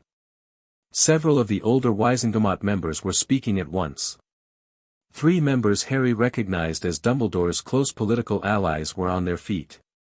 One of them, Griselda Marchbanks, old enough to have tested Dumbledore's own OWLS by her own frequent account, remained seated, and her expression was not surprise. She looked at Harry. He looked back. The same evaluation was happening on both sides of it. Fudge banged his gavel with the energy of a man desperately bailing out a flooding boat. Order. This chamber will come to order immediately. Director Ragnox, the accusation you've made is, I have made no accusation, Ragnox said, with perfect calm. I have presented certified documentation. The distinction is important, Minister. The documentation requires verification by independent parties before, under Charter Provision 7, Ragnox said, with the specific patience of someone who has anticipated this objection, Gringotts documentation is automatically admitted as certified evidence in any wizarding court, without requirement for independent verification. The relevant statute is cited on page 1 of your copy. I recommend reading it. Fudge looked at page 1. His jaw tightened. The second matter, Ragnox continued, moving on with the implacability of the tide, is the will. He produced a document and held it up. The last will and testament of James Charles Potter and Lily Juniper Potter, née Evans. Sealed under Ministry Order 447/81 on the 3rd of November, 1981. That order was signed by Albus Dumbledore in his capacity as Supreme Mugwump. It was signed without legal authority to do so. The Supreme Mugwump's office holds no jurisdiction over domestic probate proceedings. The sealing was illegal under the Probate Act of 1823. Ragnox set the document on the petitioner's table with a finality that echoed in the stone room. Gringotts petitions this body for formal entry into probate, which should have occurred 14 years ago. Harry Potter. The voice came from the second tier, and it was Madame Bones, and her voice was the one that cut through the continuing undertow of noise in the chamber and produced quiet. Yes, ma'am, Harry said. She looked at him with the direct attention that was, he decided, the thing he respected most about her. You have reviewed this documentation in full? Yes. The binding record, you were present for the diagnostic? I was. And the removal of the bindings has been completed? As of yesterday morning. She was quiet for a moment, her monocle catching the light. How are you? The question landed in the chamber like a stone in water, spreading its particular ripples outward. It was not what anyone expected her to ask. It was not what anyone in the chamber, Harry suspected, had considered the relevant question. He looked at her steadily. I'm better, ma'am. Thank you for asking. Her expression did something brief and complicated. I imagine you are, she said. Then, turning to the full chamber with a carrying authority that made Fudge's gavel look like a toy, this body will hear the will read in full. Every member will remain seated. The gallery will remain silent. Anyone who would prefer to leave before the reading may do so now and will be considered to have recused themselves from all subsequent proceedings. She let that sit for exactly 3 seconds. No one is leaving. No one left. The will took 22 minutes to read aloud, by Goldtooth the solicitor, in the clean precise voice of someone who understood the weight of every sentence. Harry watched the chamber as it was read. He had the extraordinary experience of watching 103 people simultaneously encounter the guardianship clause. The reaction wasn't uniform, it was layered, complicated, running across the tiers in different textures. Some of them were genuinely horrified. Some of them had clearly known, in the vague way that powerful people know things they have chosen not to examine, and were now being forced to examine it in public. Several were calculating, their expressions the focused inward look of people running political mathematics. And then Goldtooth read the clause about Petunia Desley. In no circumstances, the will said, in James Potter's stubborn, specific language, in no circumstances is the child to be placed with Petunia Evans Desley or any member of the Desley family. The chamber went so quiet that Harry could hear the torches. Sirius, standing at the side of the floor, was doing the very still hands thing that Harry now understood was maximum controlled fury. Lupin had his eyes on the middle distance. Hermione had her pen moving across parchment, taking notes with the automatic efficiency of someone who has made herself a job to do in order to hold herself together. McGonagall, in the gallery, had her hands folded in her lap and her eyes closed. When Goldtooth finished, the quiet lasted another 10 seconds before Fudge, with the desperation of a man reaching for any solid surface, said, the will's contents are significant, naturally, but the matter of the accusations against Headmaster Dumbledore are extraordinary, and before this body takes any, where is he? Harry said. The room turned to him. Fudge blinked. I beg your pardon. Dumbledore, Harry said. You called this session yesterday afternoon. He sits in this chamber. He should be here. He looked at the empty Chief Warlock's chair. Where is he? Fudge's mouth moved. He looked at the empty chair as though he'd been hoping Harry wouldn't notice it. Headmaster Dumbledore was notified of the session this morning. He has not. He informed the ministry that he was attending to a matter of international. He knows, Sirius said, from the side, in a voice like gravel, exactly what's in this room today. He chose not to be here. The implication sat in the chamber and nobody was willing to be the first to say it aloud, which was fine, because Harry had no such reluctance. He's not here because he has no defense for the binding record, Harry said, to the full chamber, with the carrying clarity of someone who has recently had 37 reasons to be very sure of himself. And he knows it. And he knows you all know it. He paused. This isn't something that happened once or by accident. 34 bindings. 14 years. He was removing options from me systematically, my magic, my memories, my inheritance, my guardians, because he needed me to be a specific thing for a specific purpose. And he didn't ask. Herr Potter, Madame Bones said, and she wasn't stopping him, he heard, she was organizing him. What do you want from this body today? He took one breath. I want the will entered into probate officially, in the record of this body, so it cannot be suppressed again. He held up one finger. I want the illegal sealing order of 1981 formally annulled. 2 fingers. I want the binding record entered as evidence in a formal criminal inquiry into violations of the Magical Practices Act. 3.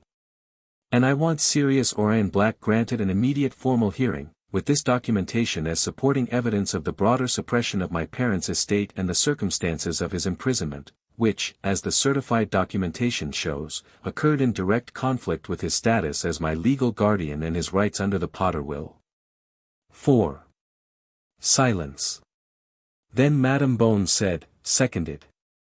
Fudge's head swiveled toward her. She looked back at him with the expression of someone who stopped being intimidated by ministers of magic some time ago. All in favor of entering the Potter will into probate, she said, in her carrying voice. The vote was 91 to 12. Harry noted the 12, because they were useful information. All in favor of annulling Ministry Order 447/81. 88 to 15. All in favor of opening a formal criminal inquiry. This one took longer. There was a murmur, a brief argument in the upper tier, 3 members who changed their position visibly as they weighed what they were about to do against who they were about to do it to. Then, one by one, the hands went up. 79 to 24. All in favor of granting Sirius Orion Black an immediate formal hearing. Ragnock was looking at the proceedings with an expression that was the goblin equivalent of profound satisfaction. 94-9. Fudge looked like a man watching the furniture of his life being methodically moved to a different house. He had, Harry noticed, stopped arguing about 20 minutes ago and moved to a new strategy, the strategy of a man waiting to see how much damage was actually going to happen before deciding what to salvage.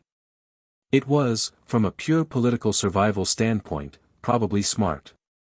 It was also, from a human standpoint, deeply unimpressive. The session is recessed for 30 minutes, Madam Bones announced. Criminal Inquiry Committee to convene in Chamber 3. Probate proceedings will be administered by the clerk. The matter of Black's hearing will be scheduled. She came down from the second tier and crossed the chamber floor to Harry. She was shorter than he expected. He'd always had a sense of her as tall, probably because of the quality of her presence, and she looked at him for a moment before she spoke. The criminal inquiry will be slow, she said, without preamble. Dumbledore's political network in this building is extensive. There will be procedural delays. People will protect him. I know. The hearing for your godfather will be faster, if we're aggressive about scheduling. I will be aggressive about scheduling. Thank you. Don't thank me, she said. I'm furious on a professional basis and this is how I express it. She glanced at the folder still in Goldtooth's hands. The diagnostic documentation, the full copy. I want it in my department by end of day. You'll have it. She gave him a nod that was almost military in its crispness and moved toward the exit. Sirius appeared at Harry's shoulder. He was grinning, the real grin, the one Harry had first seen at the end of third year, slightly unhinged at the edges with the sheer relief of it. You were incredible, he said. I was direct, Harry said. It's not the same thing. It is from where I was standing. Did you know, Harry said, looking at the chamber, that Marchbanks, the old woman in the second tier, she voted yes on every motion. Sirius followed his gaze. Griselda. She was at school with Dumbledore. They've been allies for 50 years. He paused. She voted yes. Every one. Immediately. Harry watched her now, moving through the dispersing crowd with the deliberate unhurry of the very old and very certain. I want to know why. Careful with that one, Sirius said, but not as a warning, as advice, which was different. I'm always careful, Harry said. Since when? Since Tuesday, Harry said. A lot changed on Tuesday. The 30-minute recess became 2 hours, which Harry spent in a ministry anteroom with Sirius and Lupin and Hermione and Ragnock and a series of clerks and officials moving through like a documentary on bureaucracy. Documents were signed. Certified copies were produced. The probate clerk, a small, harried wizard named Podmore who had apparently been waiting for this particular case to cross his desk his entire career and had no idea until this morning that it would, processed the will with trembling hands and a thoroughness that was almost moving. Hermione sat beside Harry at the table and passed him the relevant page every time he needed to sign something and occasionally wrote a quiet note in the margin of her parchment and showed it to him. The note said things like check clause 7, secondary accounts and ask about the trust dormancy clause timing and once, simply, I'm sorry this happened to you, which she underlined once and then crossed out and then left the crossing out visible, which was its own kind of honesty. He didn't say anything about it. He just put his hand briefly over hers and she nodded, once, sharp, and went back to her notes. Lupin was in a corner with an official from the Department of Magical Law Enforcement, talking in the quiet, precise way he had when he was being tactical rather than conversational. Harry watched him for a moment, watched the way he moved through the conversation, guiding it, patient and absolutely relentless, and thought, he was always this capable, and we never gave him the room to show it. That thought connected to another, and Harry said, across the table to Ragnock, the bindings. The 3 that weren't Dumbledore's. Ragnock, who had been reviewing a document of his own, looked up. 2 were pre-1981, Harry said. Old. You said their origin was unclear. Unclear in the sense that the signature is not in our current records, yes. Ragnar's copper eyes were steady. However, the signature has characteristics consistent with mid-century work. The methodology is particular, it is not ministry magic, not standard British wizarding practice. The construction suggests someone trained in continental tradition. Continental, Harry said. Grindelwald circles, Ragnar said, with absolute calm, produced a specific style of binding magic. The signature has elements consistent with that school. The room felt briefly different. Grindelwald, Harry said. I said consistent with his school, not with him specifically. But yes. Ragnar held his gaze. The bindings predate your birth by at least 30 years. They were placed on a magical bloodline, not on you specifically, they were inherited. Your father carried them. Possibly his father before him. Someone bound the Potter line, Harry said. Before Dumbledore ever got to me. That is the implication, yes. Harry filed this.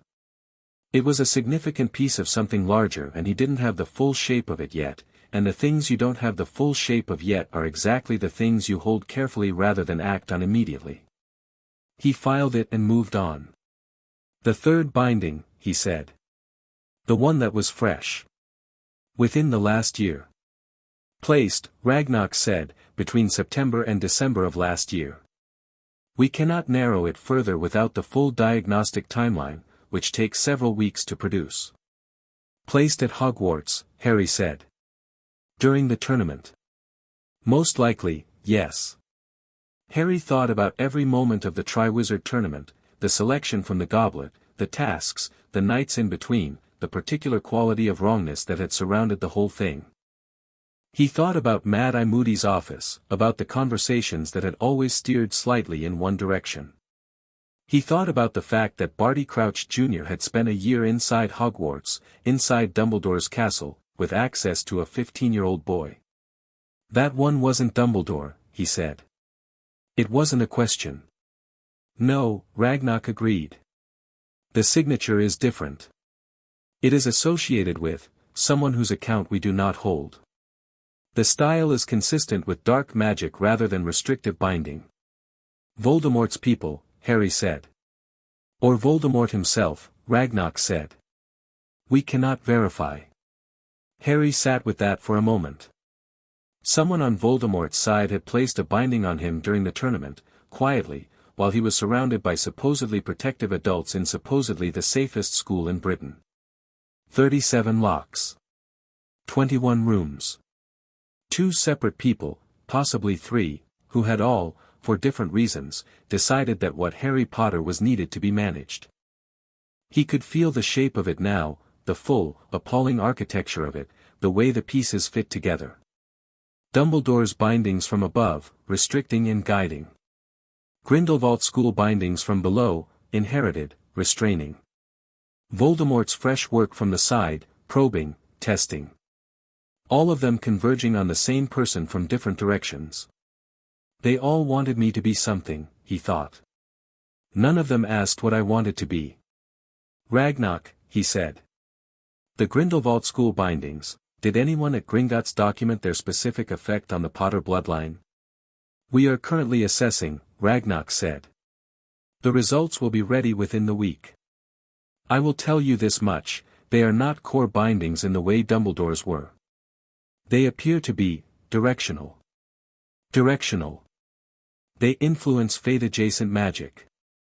Prophecy response. Destiny tracking. Ragnar chose his next words with care.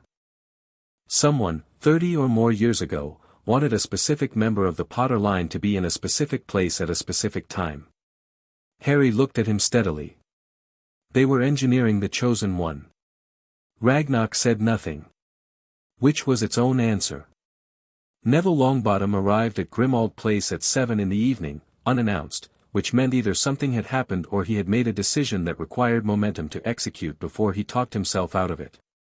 Harry had learned, in 5 years of friendship, that Neville operated in 2 modes, cautious to the point of immobility, and then suddenly, completely committed, with the particular bravery of someone who has spent a long time being told they're not brave and has finally stopped believing it. He looked like the second mode. He also looked like he hadn't slept, and his robes were slightly singed on the left sleeve, which Harry noted but didn't ask about yet. "I heard," Neville said, at the door, to Harry. "About the Wizengamot." "About, all of it." He looked at Harry with the same recalibrating attention everyone had been giving him since Tuesday. "Something happened to you?" "Yes." "You seem," he searched for the word. "Bigger." Not physically, I just mean, I know," Harry said. "Come in." They sat in the kitchen, the best room in the house now that Sirius had made it livable, with tea that creature produced with sullen competence and a plate of sandwiches that appeared without explanation. Neville wrapped his hands around his mug and looked at the table for a moment. "My Gran received a letter today," he said. "From someone in the ministry. About the Wizengamot session. About the will." He paused. "And about how the will listed my mum and dad as secondary guardians for you." Harry looked at him. "And she," Neville's jaw worked. "She came and found me and she told me, and I think she expected me to be, I don't know, overwhelmed, or, she has this way of delivering bad news where she's trying to control how much I react by controlling how she tells it." He looked up. "And while she was talking I realized she wasn't surprised. About any of it." The kitchen was quiet. "She knew," Harry said. "She knew about the will. About the secondary guardianship. She'd known since 1981. Neville's voice was absolutely level, which meant he was working very hard to keep it that way. "Dumbledore came to see her in November of that year. A week after your parents died. He told her about the will and he told her it had been sealed and he told her that the arrangements he'd made were necessary. For your protection." He looked at Harry. "And she agreed." "She agreed," Harry said. "She told me she trusted him. That she believed him when he said the blood ward protection was essential. That any other placement would compromise it." Neville's hands tightened around the mug. "And I sat there and I looked at her and I thought about how many times she'd told me to trust Dumbledore. Trust his judgment, follow his lead, he knows what he's doing, Neville," he stopped. "She knew you were supposed to be with Sirius. She knew, and she said nothing, for 14 years. Harry said, "With care, Neville." "I'm not leaving," Neville said immediately, with the absolute clarity of someone who has anticipated the concern. "I'm not, this isn't me being dramatic. I'm not going back and screaming at her, I don't want to, I'm just," he looked at Harry with an expression that was uncomplicated and direct and looked, Harry thought, like the person Neville had always been trying to become. "I'm on your side. I wanted you to know that. Specifically. Without qualification." Harry looked at his friend, this person who had been terrified of his own shadow at 11 and was now sitting in a house of reformed darkness, singed sleeve and sleepless eyes and perfect certainty. "I know," Harry said. "I've always known." Neville nodded. Drank his tea. "What happened to your sleeve?" Harry asked. "Oh." Neville looked at it. "I was practicing. In the garden. I've been," he paused, with a slight awkwardness. "Since last year. Since the graveyard. I've been practicing a lot." He looked at Harry sideways. "The DA. You mentioned it once, just, the idea of a student defense group. Last year, before everything. I remember. I was thinking," Neville said carefully, "that it was a good idea then and it's probably a better idea now, given," he gestured broadly at the general state of the wizarding world. "Given everything." Harry thought about Hogwarts. About returning in September to a school in a country where Voldemort was back and Dumbledore's political standing was now considerably more complicated and the ministry was either in denial or in crisis and the students coming back had spent a year being told Cedric Diggory's death was an accident and Harry Potter was lying. "Yes," Harry said. "It's a better idea now." The amber light from his hands, barely visible, lit the bottom of his tea mug as he set it down. "Harry," Neville said, looking at his hands. What exactly did they do to you?" "What was there, underneath, I'll show you," Harry said. "When it's stable." "A few more days." "Show me how." Harry looked at him steadily and the amber light shifted, changed, brightened, not a lot, not a display, just enough to be clear.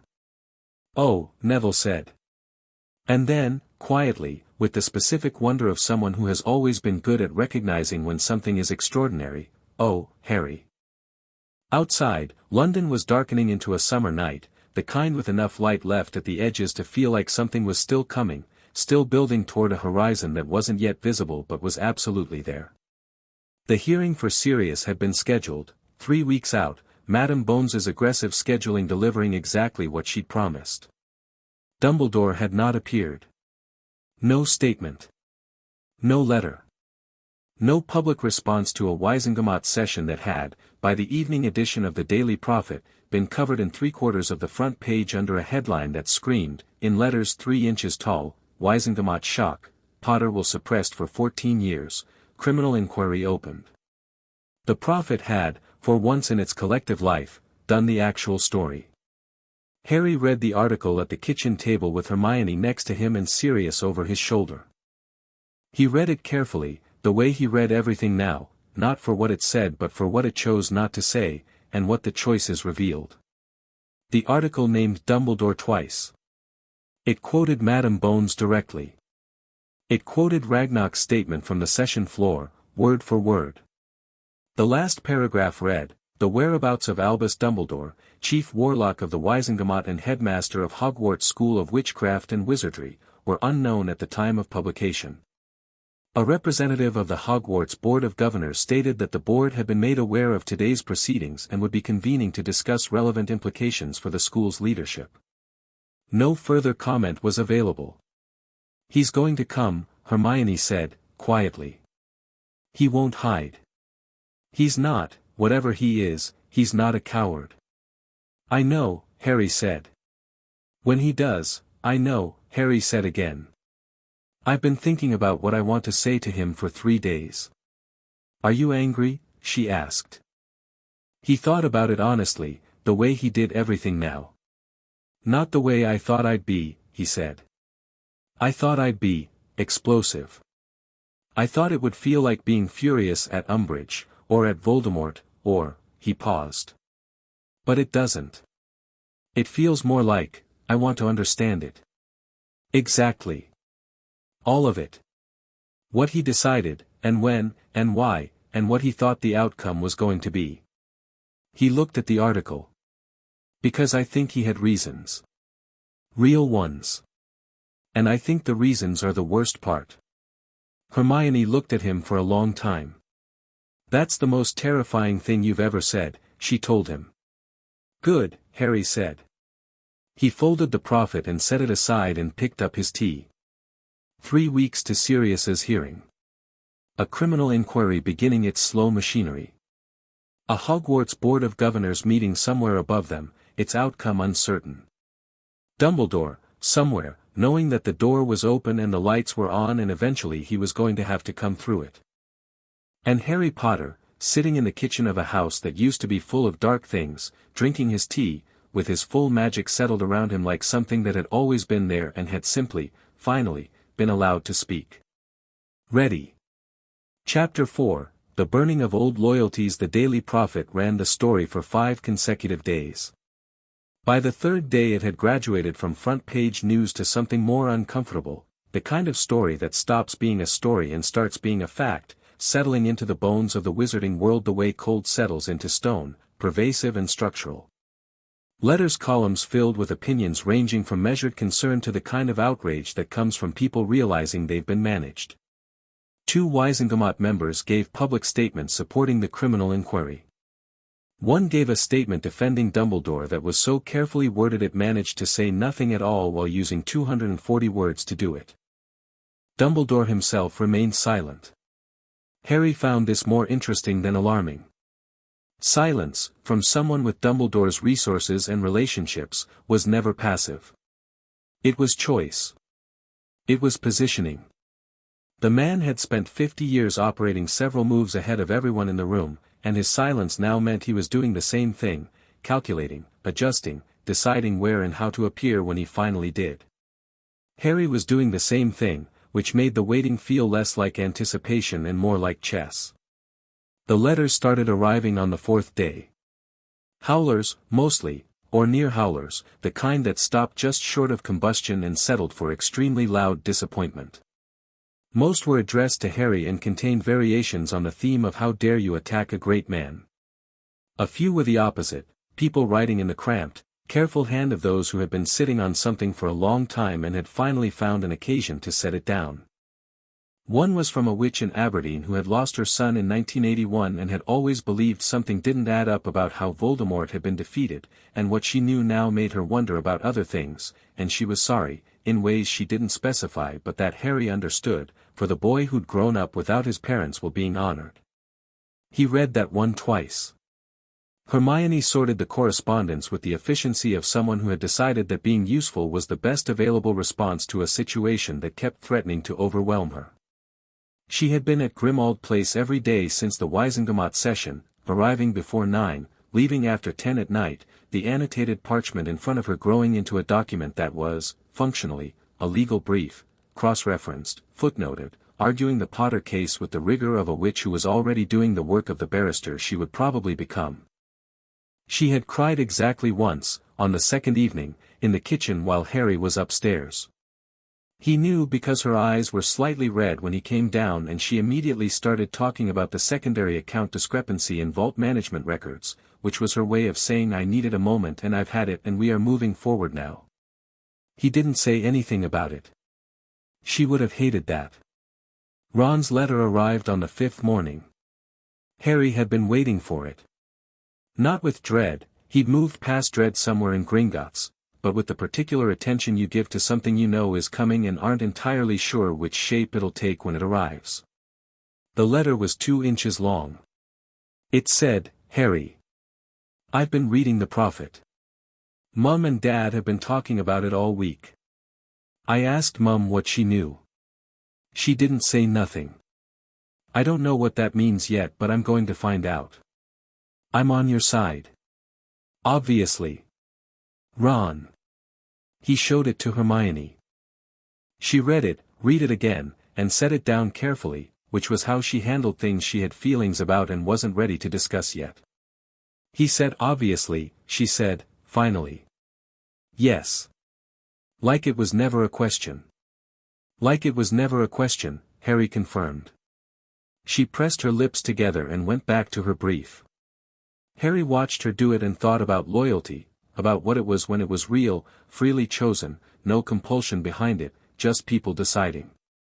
He thought about the warm tilted feeling that the first binding removal had removed from how he felt about people, and how what remained was not less than what had been there but cleaner. More his. Like the difference between borrowed light and natural light, similar enough to mistake one for the other until you'd experienced the second and understood the distinction was everything. The Molly Weasley question was not going to resolve cleanly or quickly, and he left it there for now. The Death Eaters moved on the 9th day. They hit Diagon Alley at 11 in the morning, which was the kind of timing that said something about their intelligence. The alley was busy at 11 on a weekday, families, shoppers, the regular traffic of ordinary wizarding life. Not a random act of terror. A statement.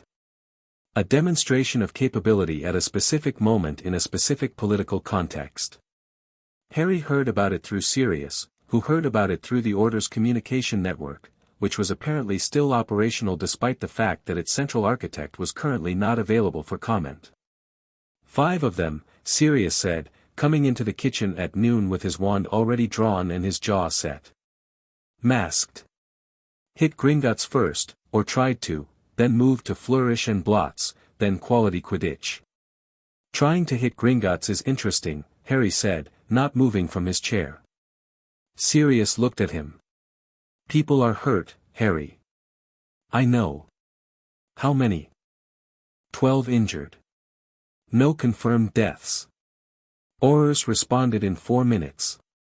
4 minutes to Diagon Alley from the Ministry is fast. Bones has had them on elevated response since the session. Sirius sat down, tension and relief mixing in his posture, the relief being specifically that no one had died. The Death Eaters disapparated before the Aurors got there. They left something behind though. What? Sirius looked at him steadily. A message. Burned into the cobblestones in front of Gringotts. He paused. It said the boys' games changed nothing. The kitchen was quiet. He knows we found the Grindelwald bindings, Harry said. That's what Remus thinks too. They're scared of something. Harry turned his tea mug in his hands. Not of the criminal inquiry, that's a nuisance to them, not a threat. Something about what came out in the diagnostic. He looked at Sirius. The directional bindings. The fate engineering. Someone spent 30 years setting up a very specific outcome, and finding out that we know about it has made someone very nervous. Voldemort, Sirius said. Or someone close to him who was involved in the original engineering. Harry stood up. Where's Ragnarok today? In the bank. Why? I need to talk to him about the Grindelwald bindings. Today. Harry, there's an active situation in Diagon, I know. Harry was already moving. Which is exactly why today, specifically, is the right day to be seen walking calmly into Gringotts. Sirius stared at him. It's a statement, Harry said. They left a message in front of the bank. I walk in through the front door and I talk to Ragnarok in his office and I walk out again. That's a counter-message. He paused at the kitchen door. Are you coming? Sirius grabbed his cloak. Diagon Alley was quieter than usual, the kind of quiet that follows something alarming, shops with doors slightly closed, people moving faster and with less browsing, but it was not empty, because the wizarding world had learned over the last decade and a half that emptying the alley was precisely what the people sending messages wanted. The burned message in the cobblestones was still there, the letters charblack against the grey stone. 3 Aurors were documenting it. 2 shop owners had come out and were looking at it with expressions that had moved through shock into the territory of tired anger. Harry walked past it without stopping. He was aware of the Aurors clocking him, the moment of recognition, the quick professional recalibration, but nobody moved to stop him or ask questions. He pushed open the bronze doors of Gringotts. The main hall was functioning normally. This was, he'd come to understand, a deliberate statement in itself. The goblins did not disrupt operations for violence directed at their exterior. The message it sent, to anyone who knew how to read it, was that Gringotts considered the attempt not worth altering its schedule over. Griphook was at the inquiry desk and looked up when Harry walked in with the expression of someone who had been expecting him. Herr Potter, he said. The director will see you. I thought he might, Harry said. Ragnarok's office was not what Harry had expected. He wasn't sure what he'd expected, something more like the vault corridors, maybe, deep in stone and heavy with age. What he got was a room on the bank's 3rd level with a very high ceiling, walls covered entirely in documents, not shelves, the documents were directly on the wall, hundreds of them, sealed and tagged, organized in a system that only Ragnarok apparently understood. There was a desk that looked like it had been in continuous use for 300 years. There was a window. There was an extraordinary view of Diagon Alley and, directly below, the burned message in the cobblestones. Ragnarok was at the window when they came in. He looked at the message below for a moment after they entered, then turned. They tried to breach the East Vault corridor, he said, without greeting. They failed. They were always going to fail, the wards on that level have not been successfully broken in 4 centuries. But the attempt was not designed to succeed. He moved to his desk. It was designed to say something. To us, Harry said. To you, specifically. Ragnarok sat down. The timing. 9 days after your Wisengamot session. 5 Death Eaters, masked, the masks are the point, not the anonymity. They were here to make a visual statement in a specific location. He looked at Harry with his copper eyes steady. Someone is telling you that they are watching and they are not afraid of your legal proceedings. They're overcorrecting, Harry said. Ragnarok raised his eyebrows slightly. Afraid people don't overcorrect, Harry said. They're exact about it, they do the minimum necessary to send the message. Using 5 Death Eaters and a public attack 9 days after a Wisengamot session is not minimum necessary. It's reactive. He paused. What did you find about the Grindelwald bindings? The shift was immediate and deliberate and Ragnarok tracked it without blinking. He opened a drawer and produced a document Harry hadn't seen before. The assessment is complete, Ragnarok said. The bindings were placed on the Potter bloodline beginning in 1947. The year Grindelwald was defeated. He laid the document flat and Harry came forward to read it over the desk. They were placed on Fleamont Potter, your grandfather. The technical methodology is sophisticated. It required access to Fleamont while he was at Hogwarts. There are traces of school-adjacent placement. Someone with access to Hogwarts in 1947 placed directional fate-influencing bindings on a 16-year-old student. Access to Hogwarts in 1947, Sirius said from behind Harry. Dumbledore was a teacher, Harry said. He joined the staff he was not the only person with access, Ragnarok said, carefully. And the signature, as I said, is not his. The methodology is Grindelwald's school, not Dumbledore's. Grindelwald was defeated in 1945, Harry said. His followers were dispersed, Ragnarok said. Not destroyed. Some of them integrated. Some of them are still in magical society in various guises. He paused. Some of them went to work for Tom Riddle. Voldemort had people inside Hogwarts in 1947, Harry said. Not a question, a structure being assembled, piece by piece, in the particular methodical way he'd been thinking since Tuesday. Before he was even Voldemort. He was, 17 that year. He was a student himself. A very powerful, very focused, very deliberate student, Ragnarok said. Our records show he opened an account here in 1947. A vault registered under the name T.M. Riddle. He made one deposit and never withdrew. A pause. The deposit was made in goblin gold, which means it cannot be traced. But the amount was significant enough to suggest he'd already begun acquiring resources. Harry looked at the document on the desk. He looked at the burned message still visible through the window below. He's been engineering this since 1947, Harry said. The specific circumstances that produced me. The prophecy. The war. All of it. He looked up. He's been engineering his own defeat. The room absorbed that for a moment. Explain, Sirius said.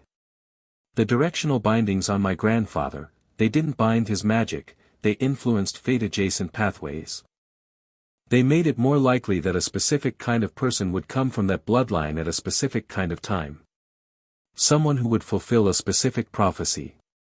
Harry's voice was entirely steady. He engineered the chosen one. He engineered the person who was supposed to destroy him, because if you can engineer the person who destroys you, you can engineer how they do it. You can choose your own destruction and make it something survivable. He paused. The Horcruxes. He wasn't afraid of the chosen one. He was counting on one specific version of the chosen one. Ragnarok was very still. A version, Harry continued, that was suppressed to 30% of his actual capacity. Who would fight back but not too hard? Who would sacrifice himself, because that was the plan, wasn't it? The Horcrux in my scar. I was meant to die. That was the design. He looked at the director. He engineered a weapon that he could control. Dumbledore's bindings kept me manageable. The fate engineering made sure I arrived at the right place at the right time. Something very cold moved through his voice. Two people, working toward different ends, both of whom decided what I needed to be, and neither of whom asked me. Harry, Sirius said quietly. I'm fine, Harry said. I'm angry and I'm fine. Those can be the same thing. He straightened up from the desk. Ragnarok. The Riddle Vault. T.M. Riddle, 1947. I want to know everything Gringotts has on it. That information is confidential to the account holder, Ragnarok said, and before Harry could respond, continued, however, under Charter Section 14, an account holder who can demonstrate direct harm from another account holder's activities may petition for limited disclosure of relevant records. He looked at Harry flatly. I suspect you can demonstrate direct harm. I suspect I can too, Harry said. They were back at Grimmauld Place by 3, and Hermione looked up from her brief and took one look at their faces and said, sit down and tell me, and they did. She listened without interrupting, which was unusual enough to demonstrate how seriously she was taking it. She made notes automatically, the quill moving without her looking at it, her eyes on Harry. When he finished she sat back in her chair and looked at the ceiling for a long, quiet moment. He engineered the prophecy, she said. Not the prophecy itself, you can't engineer a prophecy, they're genuinely unpredictable. But he created the conditions that made a specific version of it more likely to apply to him. Harry leaned back. The bindings made sure that the person fulfilling it would be manageable. Limited. Was, Hermione said. Was, Harry agreed. She was quiet for another moment. When you walk into the final confrontation with him, which is going to happen eventually, yes. You're not going to be what he's planned for. No. She looked at him, and there was something in her face, something that had been trying to find its shape for 9 days and had finally arrived. It was not admiration, exactly. It was closer to the specific feeling of a person who has been very worried about someone they love, recognizing that the worry, while not entirely over, has a different quality now. Good, she said. That's good. She picked up her quill. I want to add the Grindelwald binding analysis to the brief. And the Riddle Vault connection. That's going in front of Bones as soon as the front door of Grimmauld Place opened. Everyone in the kitchen went still. The footsteps were familiar.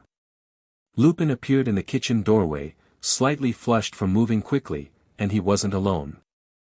Behind him was a woman Harry had met once, tall, with silver blonde hair and the particular quality of self-possession that doesn't come from effort but from certainty, the kind that is carved by experience rather than performed for observers.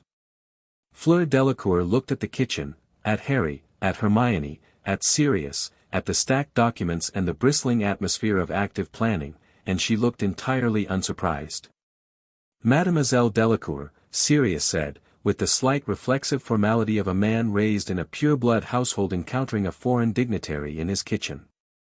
Sirius Black, she said, with the kind of directness that suggested she had specifically prepared herself for the formality and decided not to match it. Her English was near perfect, accented in a way that made everything she said sound slightly more definitive than it might have in another voice. Her eyes moved to Harry. You look different than you did at Hogwarts. Everyone keeps saying that, Harry said. Everyone is right. She sat down at the table, in an empty chair, with the ease of someone who had decided she belonged there before anyone had offered. I am here because I was in Diagon Alley this morning when the attack happened. I am still in London because I was planning to stay, and now I am also here because Remus Lupin found me at the Leaky Cauldron an hour ago and said you would want to know what I saw. Harry looked at Lupin. She was in quality Quidditch when they hit it, Lupin said. She sent one of them through a wall.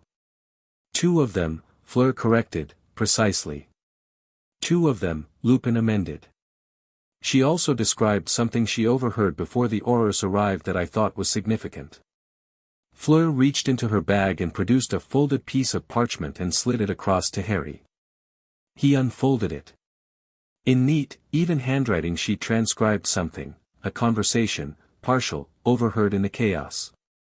Not the vaults, it was never about the vaults, he wants Potter to know that we know what's in the diagnostic, the old man is furious, said it was too early, that we're forcing his, doesn't matter, the mark is stronger, we don't need his timeline anymore." Harry read it twice. He looked up. "The old man," he said. "That was my first question also," Fleur said. "They're not talking about Voldemort," Sirius said slowly. "The mark being stronger than someone's timeline, they're talking about two separate authorities. Voldemort's rising, and someone else's plan. Someone whose timeline they've disrupted by acting too early," Hermione said, her voice very controlled. She was looking at the transcription over Harry's shoulder.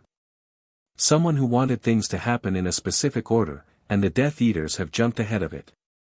"Dumbledore," Harry said. "Or someone in Dumbledore's network," Hermione said carefully. "We don't, it fits," Harry said. "His bindings were designed to produce a specific version of me at a specific time.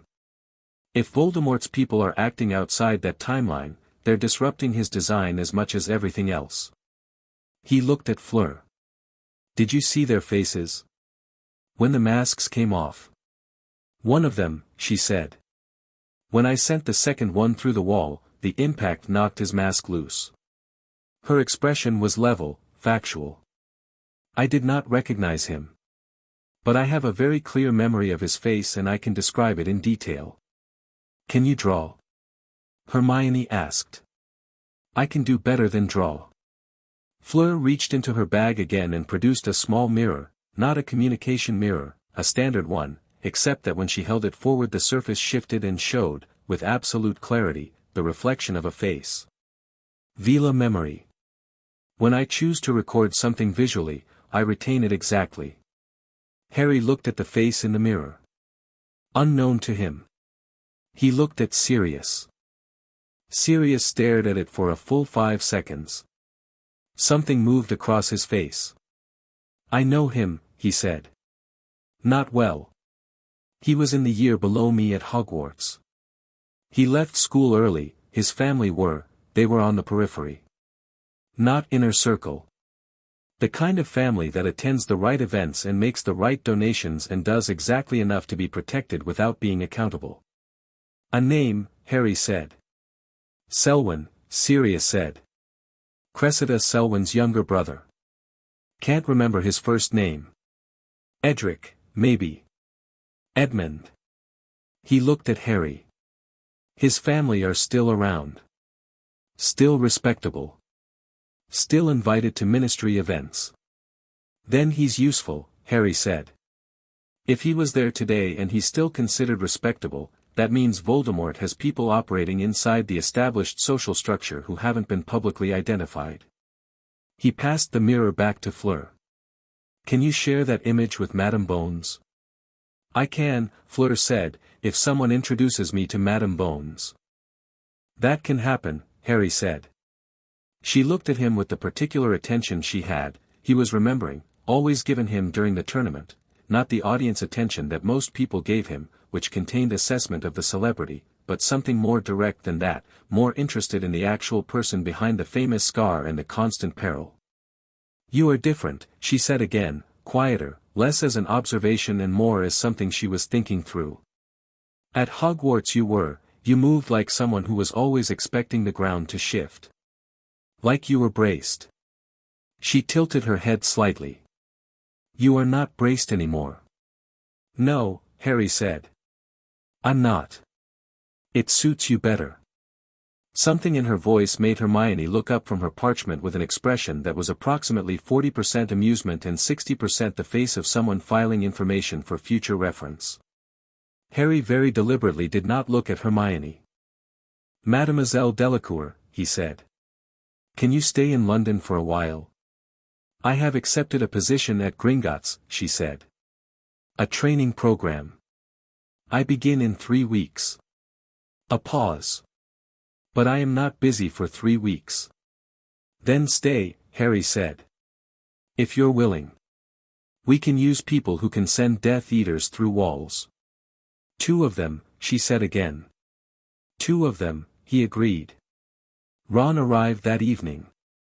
He fled in at 6:30 with 2 sandwiches from the leaky cauldron and the expression of someone who has been building up to something for 9 days and has decided today is the day.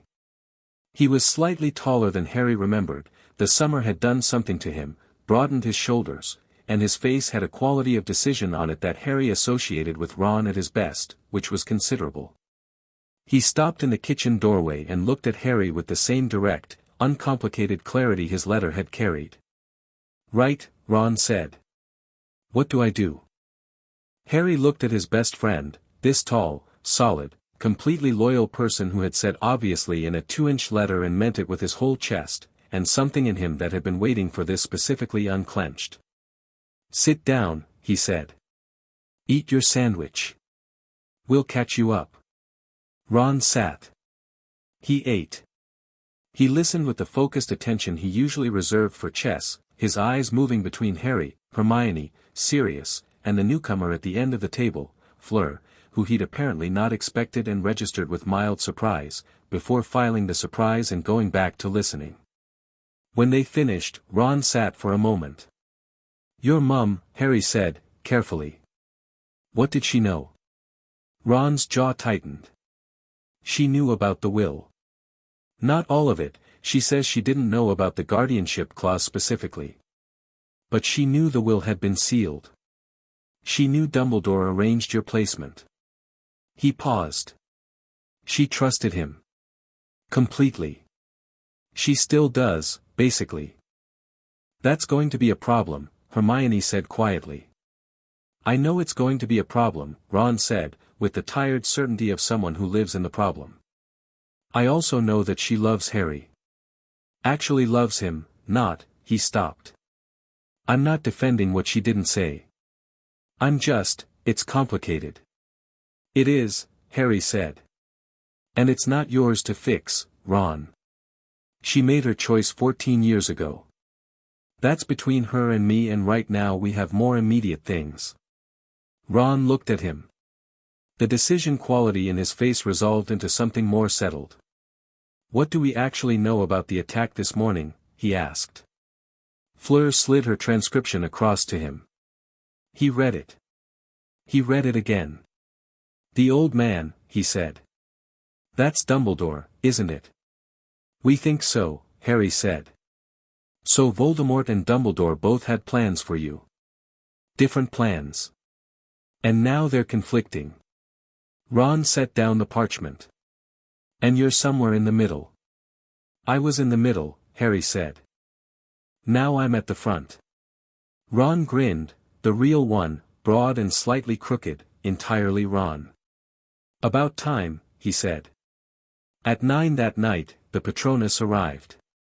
It was a cat, silver, bright, moving through the kitchen wall with the particular energy of a message sent fast and without ceremony. McGonagall's voice came with it, clipped and precise in the way it was when she was controlling herself very carefully. "Harry. The Board of Governors met today. They have voted to suspend Dumbledore as headmaster pending the outcome of the criminal inquiry. He was informed this afternoon. He accepted, which I did not expect. He will remain in the country. He has asked me to tell you," a pause, the first in the message, carrying weight, "that when you are ready to talk, he will come." The Patronus dissolved. The kitchen was very quiet. "He accepted," Sirius said. "He accepted," Harry said. "He could have fought it. He has the political network, even now, too. He's positioning himself," Hermione said, not looking up from her parchment. "Accepting the suspension makes him look cooperative. It makes the conversation you eventually have look like his choice rather than a cornering." She paused. "He's very good." "He is," Harry said. "That's the thing. He's genuinely very good." He looked at the wall where the Patronus had been. "He wants to have the conversation on terms where he can explain himself. On terms where he comes voluntarily, where he seems humble, where the setting makes it look like he's doing me a favor by talking to me." "So change the terms," Ron said. Harry looked at Ron. Then at Hermione. Then at Sirius, who had his arms crossed and his expression composed and was watching Harry the way you watch someone you trust working through a problem. "Send a letter back through McGonagall," Harry said. "He wants to talk, fine. I'm ready to talk. But not at Hogwarts, not at the Ministry. Neutral ground. He paused. There's a place. I inherited it, technically, it's in the Potter estate. Godric's Hollow. My parents' house.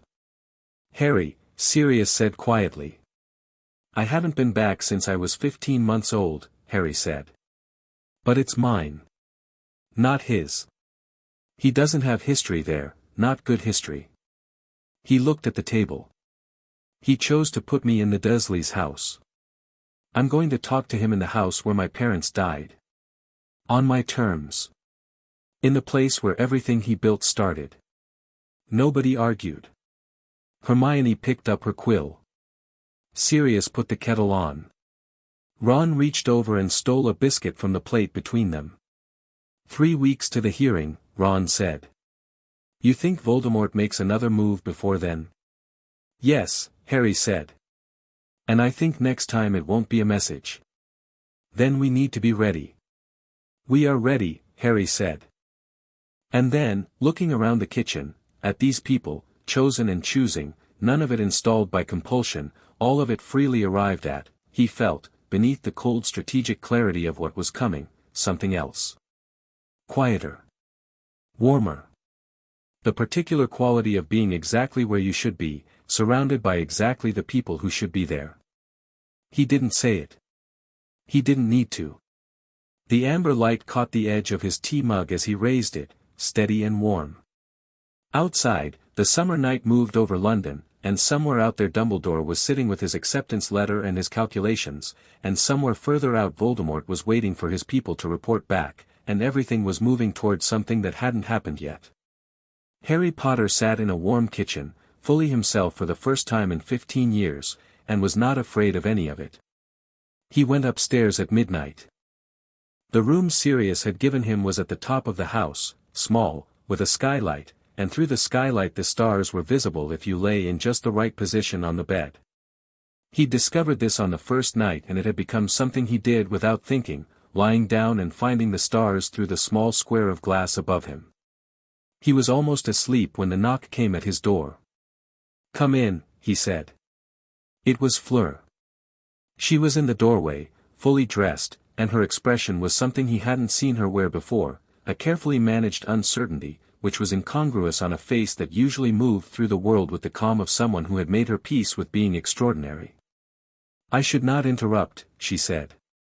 But I need to say something and tomorrow it will feel less, I will have talked myself out of saying it. Harry sat up. Say it. She looked at him steadily, from the doorway. At Hogwarts. During the tournament. The way everyone looked at you, the first task, the second. The way the crowd responded to you, and the way you responded to the crowd. She paused. You looked like someone who was doing something impossible and only half believed it. Like you were surprised by yourself every single time. I was, he said honestly. And now, she said, you do not look surprised at all. No. That is, she searched for the word in English, seemed briefly to discard it in favor of something more accurate, and said instead, it is how you should have been the whole time. A pause. I am glad you found it. He looked at her, the silver blonde hair in the low light, the precise, honest quality of her regard, the fact that she had knocked on his door at midnight to say something true and then would probably spend tomorrow morning being slightly brisk about having done it. Thank you, he said. For what? For saying it, he said. Most people are too busy adjusting to what I am now to say anything about what I was before. She considered this. I am a Triwizard champion, she said, with the faintest shift in her voice that was either humor or something more complicated. I make it my business to assess things accurately. You do, he agreed.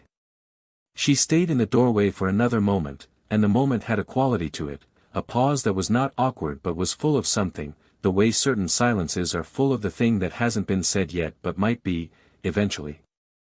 Bon Newt, Harry, she said. Good night, he said. She pulled the door closed. He heard her footsteps down the hall. He lay back down. Found the stars through the skylight.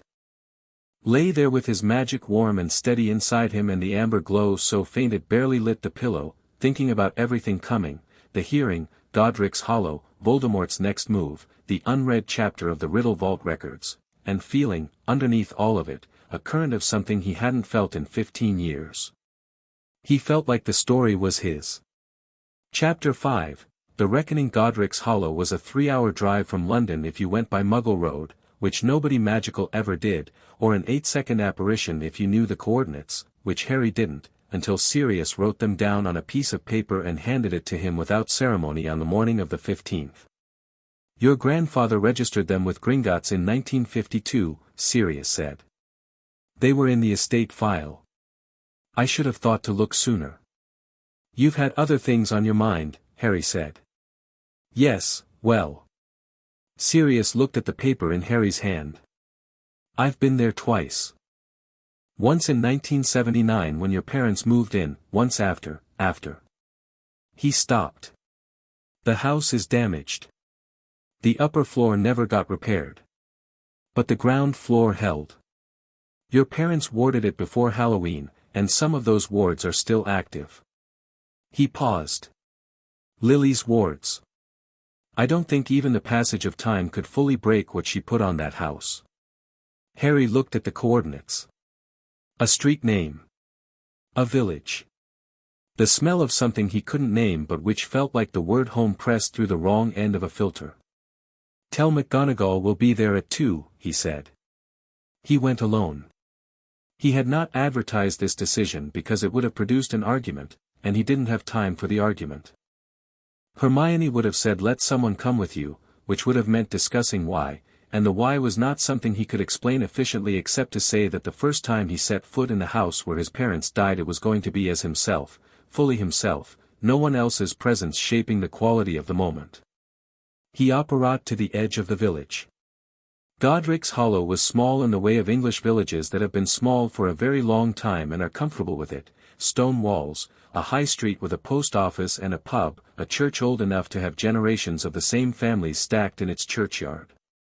He could feel the magic in it immediately, a particular density in the air, the specific atmospheric pressure of a place where magical folk had lived and died and left traces in the stone and earth. He found the churchyard first. The headstones were easy to locate, not because they were marked or decorated with anything magical, but because his feet simply knew where to go, some navigational instinct he'd never been able to use before the bindings came off pointing him through the old iron gate and down the grass path between the graves. James Potter. Born March 27, 1960. Died October 31, 1981. Lily Potter. Born January 30, 1960. Died October 31, 1981. The last enemy that shall be destroyed is death. He stood in front of it for a long time. He didn't cry. Not because he was suppressing it, he'd been allowing himself to feel things fully for 2 weeks now, had gotten considerably better at it, but because what he felt standing in front of those names was not grief in the conventional sense. It was something larger and stiller than grief. The quality of finally being in the right place for something. Recognition. He put his hand on the top of the headstone. The stone was cold. The grass around it was very green. I'm sorting it out, he said, quietly, to no one and to them simultaneously. I know that's probably not what you'd call efficient, what's been happening. But I'm sorting it out. A robin landed on the top of a neighboring headstone and regarded him with the bright, assessing eyes of a creature that has no capacity for embarrassment and therefore no difficulty with direct observation. Right, Harry said, to the robin, and left the churchyard. The house was at the end of a lane off the main street, half hidden by a hawthorn hedge that had grown considerably over 15 years of no management. He could see the damage from the lane, the upper floor simply ended, one wall gone, the roof on that side collapsed inward, open to the summer sky. But the ground floor was intact, the stone walls clean, the front door, painted green, he noticed, the same green as his mother's eyes in the one photograph he'd always had, still in its frame, still standing. There was a memorial at the gate. A stone slab with an inscription he didn't read yet, and flowers, some fresh, some old, and, covering almost every surface, graffiti. Not vandalism. Messages, in ink and chalk and what appeared to be magical inscription, from 100 different hands. We remember. Thank you. We haven't forgotten. Names, dates, short sentences. One in a child's uncertain handwriting, the boy lived because of you. He stood at the memorial for a moment. Read a few of the messages. Felt the particular weight of being the inheritor of something very public and very raw that had happened to people he couldn't remember. Then he pushed open the gate and walked up to the front door. The words hit him at the threshold, not as a barrier, but as a recognition. They read him. He felt it, the way you feel the air temperature change, a scanning quality moving across his magical signature, and then the word simply, settled. Welcomed. His mother's magic, 15 years old and still functional, still doing the job it had been built to do. He stood in the doorway for a moment. Then he stepped inside. Dumbledore arrived at 2 o'clock precisely. Harry heard the gate, the soft sound of it, the deliberate unhurry of someone who has made a considered decision about how they are going to appear. He was standing in what had been the sitting room, which was mostly intact, dust on the surfaces and a crack in one wall where the ceiling above had shifted, and Lily Potter's bookshelf still full of books, which said something about the wards, that even in the structural damage of that night the books had stayed on their shelves. He had been in the room for 40 minutes. Had looked at everything, touched nothing, let the space tell him what it knew. He heard the front door. Dumbledore appeared in the sitting room doorway and stopped. He looked different. Not diminished, exactly. The height was the same, the presence was the same, the white beard and the half-moon spectacles and the eyes that were still, even now, extraordinarily blue. But something in him was different, and Harry, who could read magical signatures now with the clarity of someone who had been doing it wrong for 15 years, understood what it was. The man was carrying something heavy and had been carrying it for a long time and the weight had finally become visible. He looked at Harry. Harry looked back. You chose this house, Dumbledore said. Yes. The old man's eyes moved around the room slowly, the bookshelves, the crack in the ceiling, the dust on the mantelpiece, the photograph frame on the side table that Harry had found face down when he arrived and had left face down deliberately. Then back to Harry. You look very like your father, he said. And my mother, Harry said. I know. Dumbledore moved into the room, unhurried, and looked at the one intact chair as though asking a question. Harry sat in the other one, which left the intact chair for Dumbledore, which had been the calculation. He gestured. Dumbledore sat. They looked at each other across the dust and the quiet and the 15 years of everything between them. I want you to explain it, Harry said. Not apologize. Not justify. Explain. Everything, in order, starting with why. I want to understand the actual logic of what you did. Dumbledore was quiet for a moment. His hands rested on his knees, still. Most people, he said, when they come to a confrontation like this, want the apology first. I'm not most people, Harry said. You know that. You've always known that, it's part of why you chose me. Something moved across Dumbledore's face. Something old and complicated. Yes, he said. I suppose I did. Start with November 1st, 1981, Harry said. Dumbledore looked at his hands. I arrived at Godric's Hollow shortly after Hagrid retrieved you. This room, he looked at the space around them with the expression of someone returning to a place they have been in a version of, in their mind, thousands of times since. This room was not much worse than it is now. Voldemort's killing curse destroyed the upper floor when it rebounded. The ground floor held. He paused. Lily was in the doorway. I sat here, for some time, before I made any decisions. What decisions? Whether to follow the plan. Harry was very still. What plan?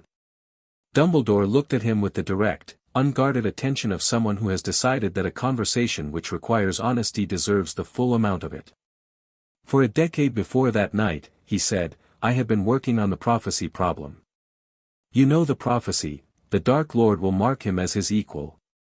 The power the Dark Lord knows not. He folded his hands. I interpreted that prophecy, and I still believe my interpretation was correct, as requiring a specific condition. The power Voldemort knows not, love. Self-sacrifice. The willingness to die for another person without condition. He paused. Lily demonstrated it. Her death created the protection. I knew it could. I had theorized it for years. You theorized it, Harry said slowly. Before it happened. Yes. And you let it happen. Knowing, I did not know Voldemort would come that night, Dumbledore said, and his voice was perfectly level, which was worse than if it had cracked. I did not know the specifics. But I knew that Voldemort would come for you eventually, because of the prophecy, and I knew that Lily and James would not leave. I knew what Lily was capable of. I knew what her sacrifice could produce. Harry said nothing.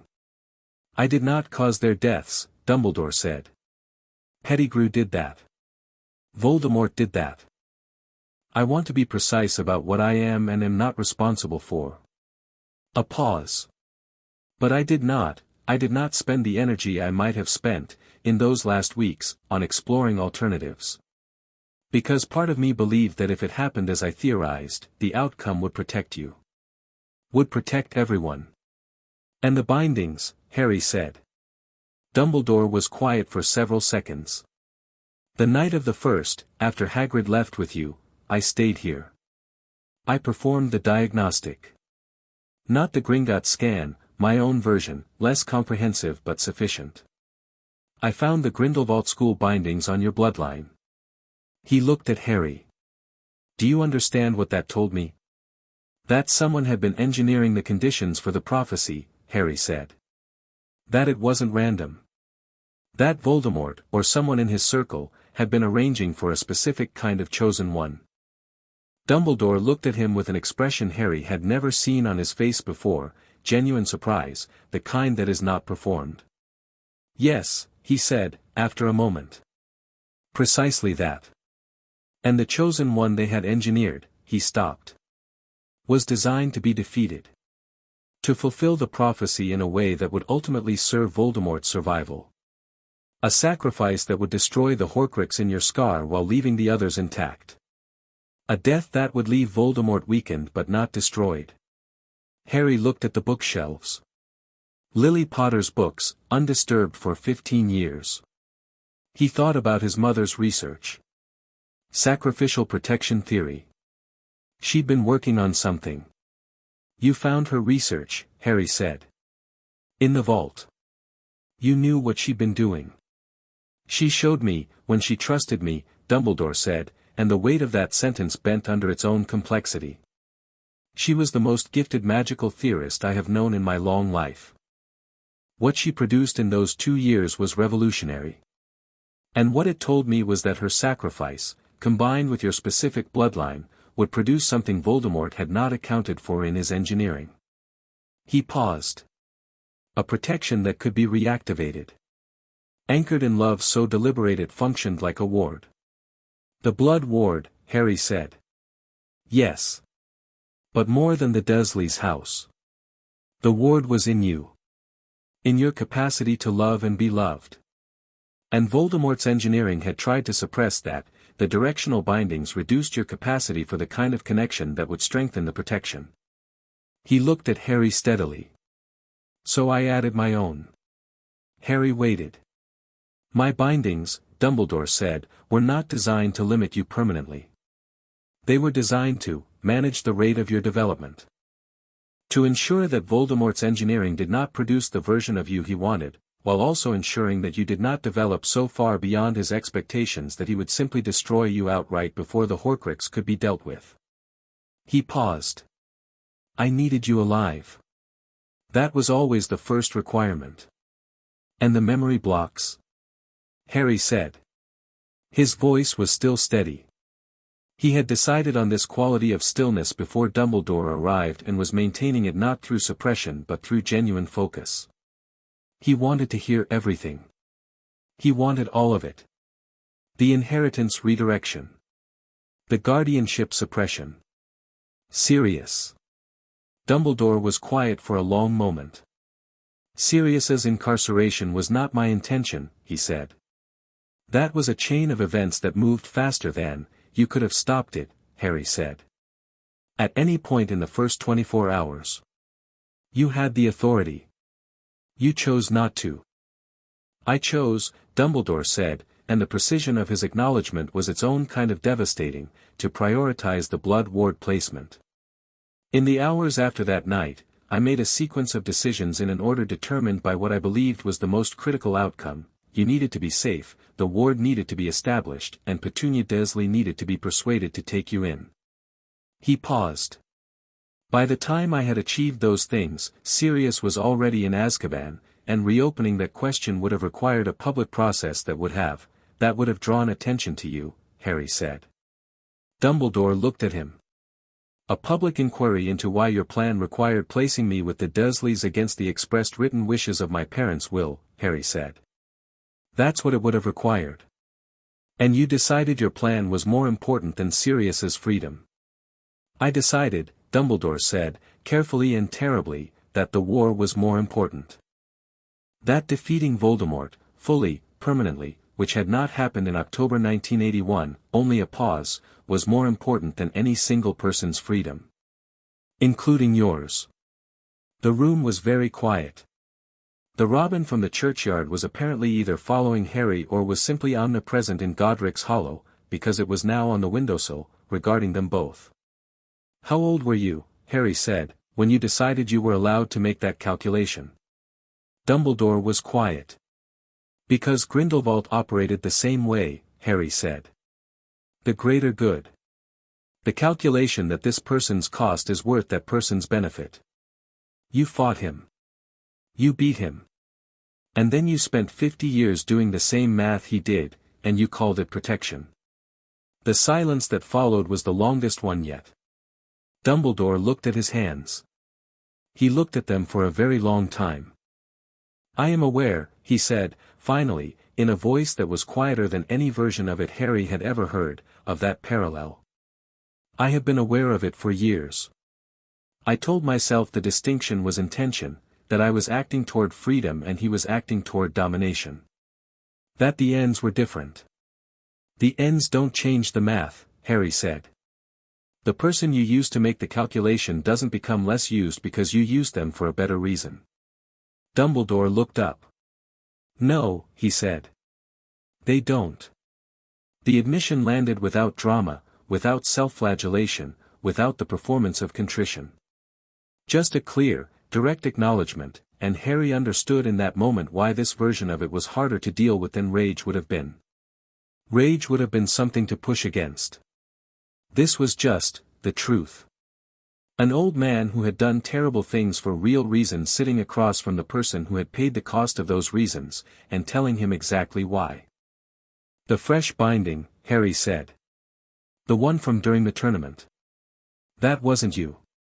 No, Dumbledore said, and something shifted in his eyes, a sharpening, the first indication of the other current running beneath this conversation, the one about what was still coming.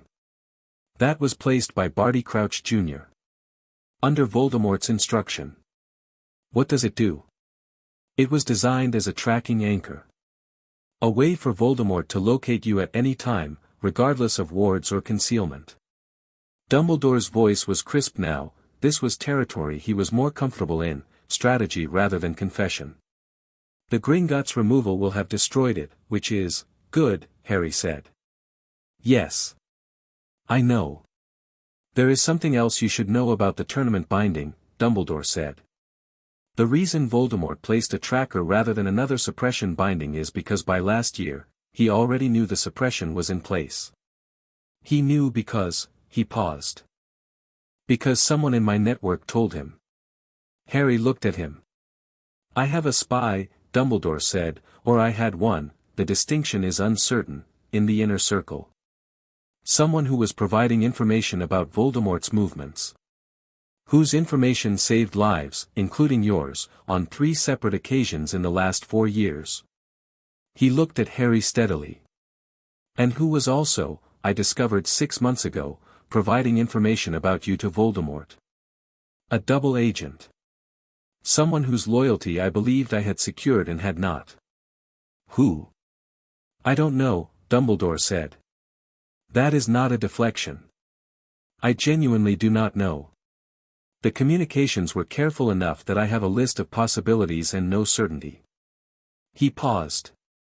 What I know is that Voldemort was aware, before the tournament, that you had been bound. And he chose not to remove the bindings because a limited version of you was more useful to his plan than a full version. They all wanted me limited, Harry said. Yes. The word was quiet and final. And you are not. No, Harry said. I'm not. He stood up. Not in anger, not in dismissal. He stood up because he had been sitting in the posture of someone receiving information, and the information had all been received, and he needed to think from a standing position. He walked to the window and looked out at the lane, the hawthorn hedge, the village beyond, the ordinary English summer afternoon going about its business outside the house where everything had begun. I want to ask you something, he said, to the window. Yes. Truthfully. Yes, Harry. Did you ever? He stopped. Started again, choosing the words with care. Was there a version of this? Any version? Where you looked at me and saw a person instead of a piece. The silence lasted long enough that he turned from the window to look. Dumbledore was looking at him with an expression he had no framework for, because he had never seen it on Dumbledore's face, and it took him a moment to identify it as grief. Not the managed, dignified grief of public mourning. The real kind. The kind that has been kept in a very small, very locked room for a long time and is getting out whether it wants to or not. Every day, Dumbledore said. From the moment I first held you, in this house, on this floor, that night. His voice was not broken but it was close, in the way that something is close to breaking when it has been intact for so long that breaking would be a relief. You were 11 months old and you looked at me with your mother's eyes and you put your hand around my finger and I made a choice that night that I have justified to myself 10,000 times since. But I held you, and I chose the war, and that is what I am. Harry looked at him. He had prepared, over the last 2 weeks, for many versions of this conversation. He had prepared for Dumbledore defensive, Dumbledore deflecting, Dumbledore deploying his considerable gifts of persuasion to reshape the narrative. He had not quite prepared for this, for a man who was simply telling the truth, all of it, without softening, because he had apparently decided that Harry had earned the full accounting. I'm not going to forgive you, Harry said. Not today. Maybe not for a long time. I am not asking you to, Dumbledore said. But I'm going to tell you what happens next. Harry turned fully from the window. The criminal inquiry runs. That's done, Madam Bones has it and I'm not going to ask her to stop it, and I wouldn't if I wanted to. You accept the consequences of that, whatever they are. He paused. Sirius's hearing is in 8 days. You will submit a written statement of your role in the suppression of the will and the circumstances of his imprisonment without trial. Full, accurate, witnessed by Gringotts. Dumbledore was very still. That will end my career. I know. The Wisengamot, I know, Harry said again. I know exactly what it will cost you. I'm still telling you to do it. He met the old man's eyes directly. Because Sirius sat in Azkaban for 12 years for something he didn't do, and he deserves the full truth in the record, not a version that spares you. And because it's the right thing, and you know it, and you're going to do it. A long silence. Yes, Dumbledore said. I am. And Voldemort, Harry said. The Horcruxes. Dumbledore looked up. The locket, the cup, the diadem, the ring, the snake, and the diary, which is already gone. Harry watched Dumbledore's face and read on it the thing he'd hoped to read, not surprise at the knowledge, but surprise at the source of it. Your search. The work you've been doing in parallel to everything else. I know about it. And I want to know where you are. How much do you know? Dumbledore said carefully. Enough. Harry crossed his arms. The ring. You found it, didn't you? Earlier this year. Dumbledore looked at his right hand. He was wearing gloves. He had been wearing gloves since he walked through the door, and Harry had noted it and waited. Dumbledore removed the glove. His hand was blackened to the wrist, the skin darkened and dead-looking in a way that no healing magic had been able to fully address. Harry looked at it steadily. The curse in the ring's setting, Dumbledore said. I was not as careful as I should have been. In retrospect, the emotional significance of the object affected my judgment. He paused. I have perhaps a year. Possibly less. Harry looked at his hand. He thought about 37 bindings and the man who had placed them and the dying man sitting across from him in the house where it all started. He thought about what Lily Potter had understood about sacrificial magic, about intention and consent and the power in choosing. There may be something we can do about that, he said. My mother's research. The Evans collection. The vault. He watched Dumbledore's face. She was working on protective theory that nobody has developed since. The application of ancient sacrificial magic principles to curse reversal. He paused. I'm going to have it researched. Properly. By people I trust. I'm not making any promises. Dumbledore looked at him for a very long moment. Why, he said. After everything because you're the only person who knows the full Horcrux research, Harry said. And because I need you alive long enough to give me everything you have on the remaining 4. He held Dumbledore's gaze. That's not forgiveness. That's strategy. I need you to understand the difference. I understand it, Dumbledore said. And then, quietly, with the exact weight it carried, though I wonder if you understand that to me, in this moment, the distinction matters less than the fact of it. Harry said nothing. He picked up his jacket from the arm of the chair and he walked to the doorway of the sitting room. He stopped there, in the doorway of his parents' house, with the summer afternoon coming through the broken roof somewhere above him and his mother's wards warm against his skin. One more thing, he said. Yes. The prophecy. The full one. He looked back. Not the record that was destroyed. The one you've had in your head for 20 years. He paused. Tell me. Dumbledore looked at him. Then he spoke, and his voice was the particular even tone of someone reciting something they have carried so long it has become part of their breathing. The one with the power to vanquish the Dark Lord approaches, born to those who have thrice defied him, born as the 7th month dies, and the Dark Lord will mark him as his equal, but he will have a power the Dark Lord knows not, and either must die at the hand of the other for neither can live while the other survives. The one with the power to vanquish the Dark Lord will be born as the 7th month dies. The words settled in the room. Harry let them settle. The power he knows not, Harry said. Love, Dumbledore said. As I have always, maybe, Harry said. Or maybe it's something more specific than that. He looked at his hands. The amber light was barely visible, but it was there. My mother spent 2 years developing a theory about sacrificial magic and ancient protection. She placed wards on this house that survived 15 years and a killing curse. She created a protection that Voldemort used his own blood to try to break, and it still worked. He paused. She was doing something. Something she understood and nobody else did yet. Yes, Dumbledore said softly. What if that's the power? Harry said. Not just love as a principle, a value. But love as a technical magical phenomenon that my mother had begun to codify. A specific form of ancient magic that she was the world's leading practitioner of, and that she passed to me, through the sacrifice, as a functional inherited ability. He looked at Dumbledore. And what if the bindings you put on me were suppressing it? Along with everything else. The silence was very long. I had considered the possibility, Dumbledore said, carefully, that your mother's work was more specific than I understood. I had not, he stopped.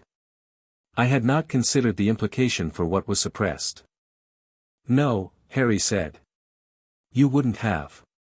Because if the power the Dark Lord knows not is a specific, inherited magical ability that I have access to now and didn't before, he let the sentence end where it naturally did. Dumbledore looked at him. Harry looked back. And on his face was not triumph, not anger, not even the cold strategic clarity of the last 2 weeks. It was something simpler than any of those. The expression of a person who has just understood the full shape of their own story. Get me your Horcrux research, he said. All of it. Everything you've found. Send it to Grimmauld Place within the week. It will take a week, Harry said. You're good. You'll manage. He walked out of the sitting room. Through the hallway, green front door, Lily's wards warm and certain as hands. Out into the lane, the hawthorn hedge, the afternoon. He stood on the lane for a moment. Behind him, in the house, he heard nothing, no movement, no sound. Dumbledore, he suspected, would stay for a while. Sit in the room where he'd made his choices, with the books undisturbed on their shelves and the dust on the mantelpiece and the face-down photograph. He had earned that, Harry thought. The sitting in it. He pulled out the paper with the apparition coordinates and looked at them one more time. Then he looked up at the house. The broken upper floor opened to the sky. The green door. Lily's wards in the stones. I'm coming back, he said. When it's done. He paused. I'm going to fix the roof. He turned, and apparat, and was gone. Grimmauld Place was full when he returned. Not unusually full, Sirius, Lupin, Hermione, Ron, but full in the specific way of people who have been waiting, which is a different quality than simply being present. They were all in the kitchen and they were not pretending to do other things, which he appreciated. He sat down. Someone put tea in front of him. How was it? Sirius said. Harry thought about how to answer that. He thought about the churchyard and the robin and the wards and Dumbledore's blackened hand and the prophecy spoken aloud in that room for the first time in his hearing. Necessary, he said. Sirius looked at him carefully. Did he told me everything. Actually everything, not a curated version. Harry wrapped his hands around the mug. He's going to submit a full statement for your hearing. His own hand, his own role, witnessed by Gringotts. Sirius went very still. It'll end his career, Harry said. He knows. He agreed. The kitchen was silent for a moment that had texture to it, dense and complicated, the silence of people processing something large. Harry, Lupin said. He's dying, Harry said. Cursed hand. A year, maybe less. He paused. I told him we'd look at Mum's research for possible applications to curse reversal. You told him, Hermione started. I need him alive for the Horcrux work, Harry said. That's the reason. Nothing more complicated than that. Hermione looked at him for a long moment. She was doing the thing she did where she was deciding whether to say what she was actually thinking. She decided. That might be part of the reason, she said. He looked at her. She held his gaze with the steady, honest attention she'd always been capable of and that he'd always respected precisely because she didn't flinch from it. He drank his tea. His Horcrux research is coming within the week, he said. When it arrives, we work. All of us. Ron straightened. How many left? 4, Harry said. The locket, the cup, the diadem, and the snake. The snake's a person, Sirius said. Nagini. Impossible to get to without going through Voldemort, Harry said. Yes. I know. That one's last. He set down his mug. We do the other three first. Quietly. We don't announce it, we don't give Voldemort's network time to respond. We find them and we destroy them. And then? Ron said.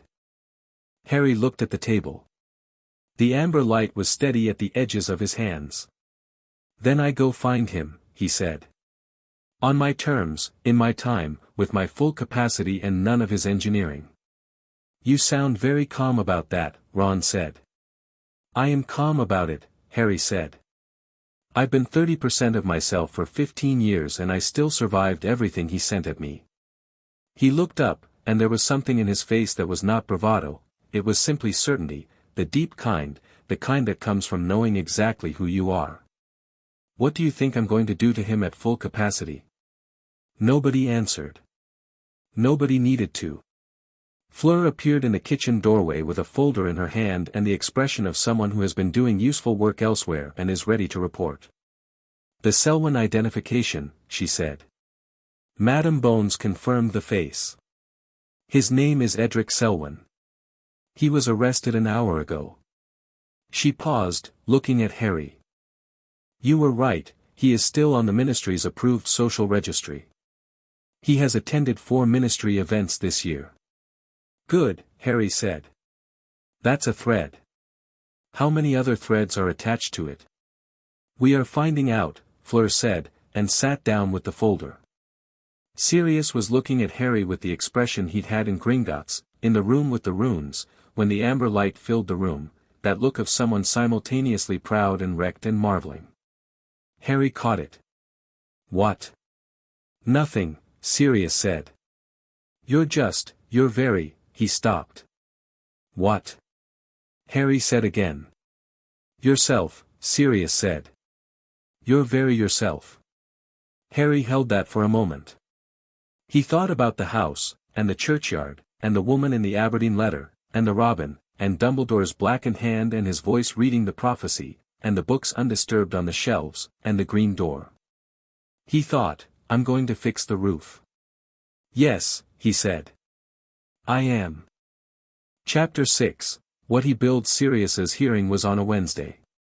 Harry wore his best robes, the ones Hermione had insisted on, dark green, properly fitted, nothing borrowed, and arrived at the ministry at 8:45, which was 15 minutes before the scheduled start and 40 minutes before anyone expected him.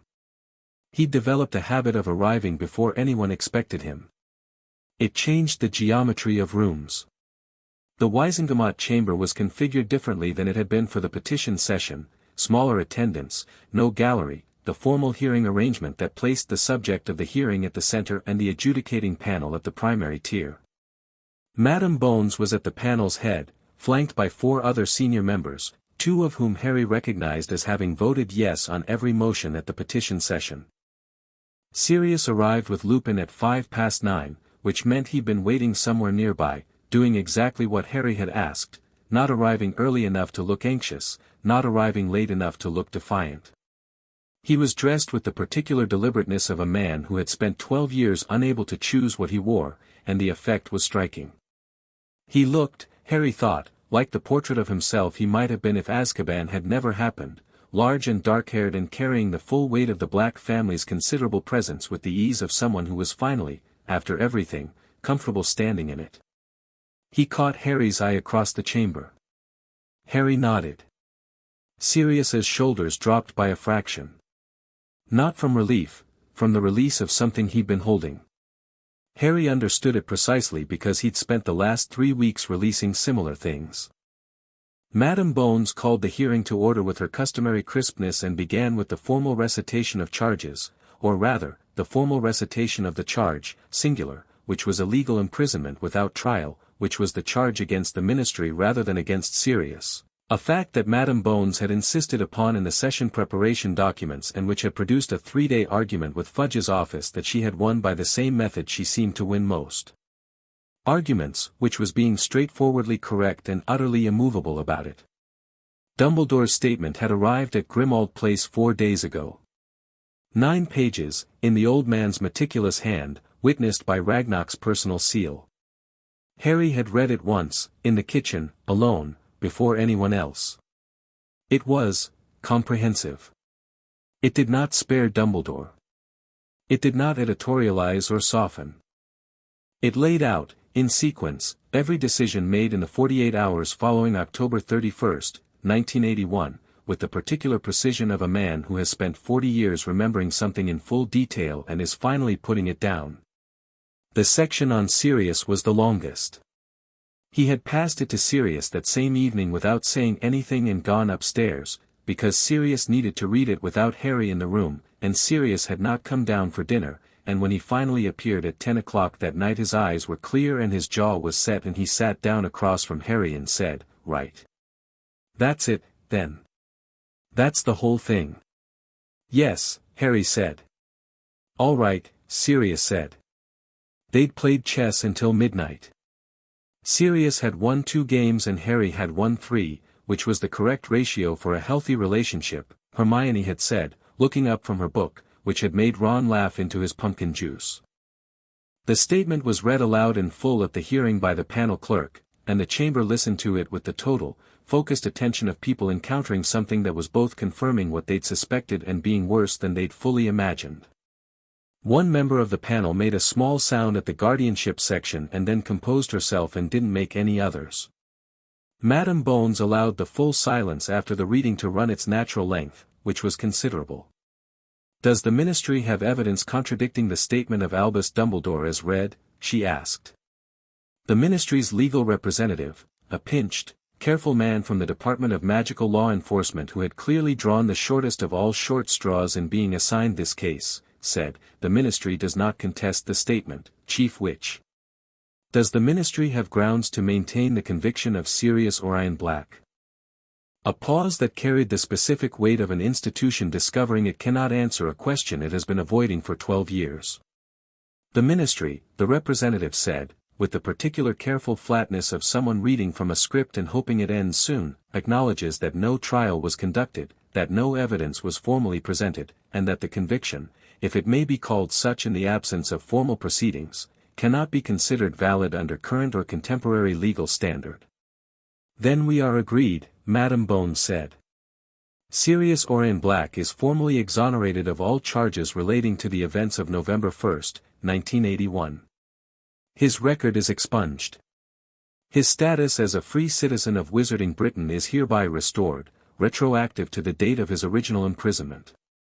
She looked directly at Sirius across the chamber, with the expression of someone who has spent a career being professionally impartial and is, in this moment, allowing herself to be briefly human.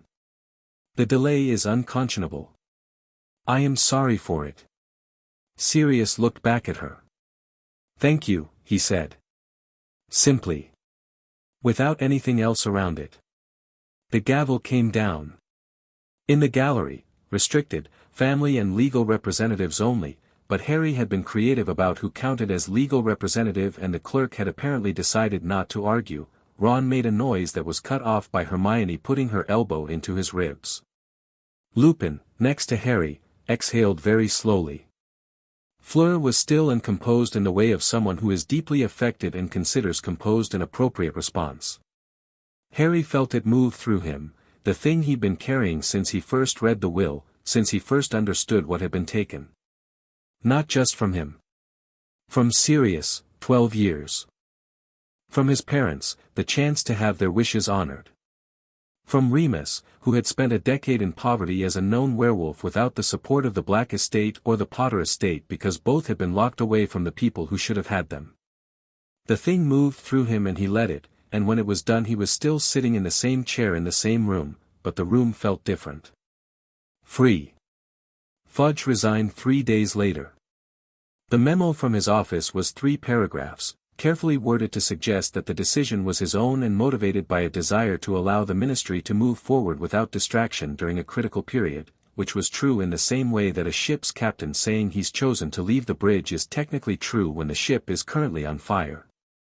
The Prophet ran it on the front page alongside an update on the criminal inquiry, which was moving slower than Madame Bones would have preferred but faster than Dumbledore's network had managed to slow it, and a lengthy opinion piece from Griselda Marchbanks, which Harry read with genuine interest.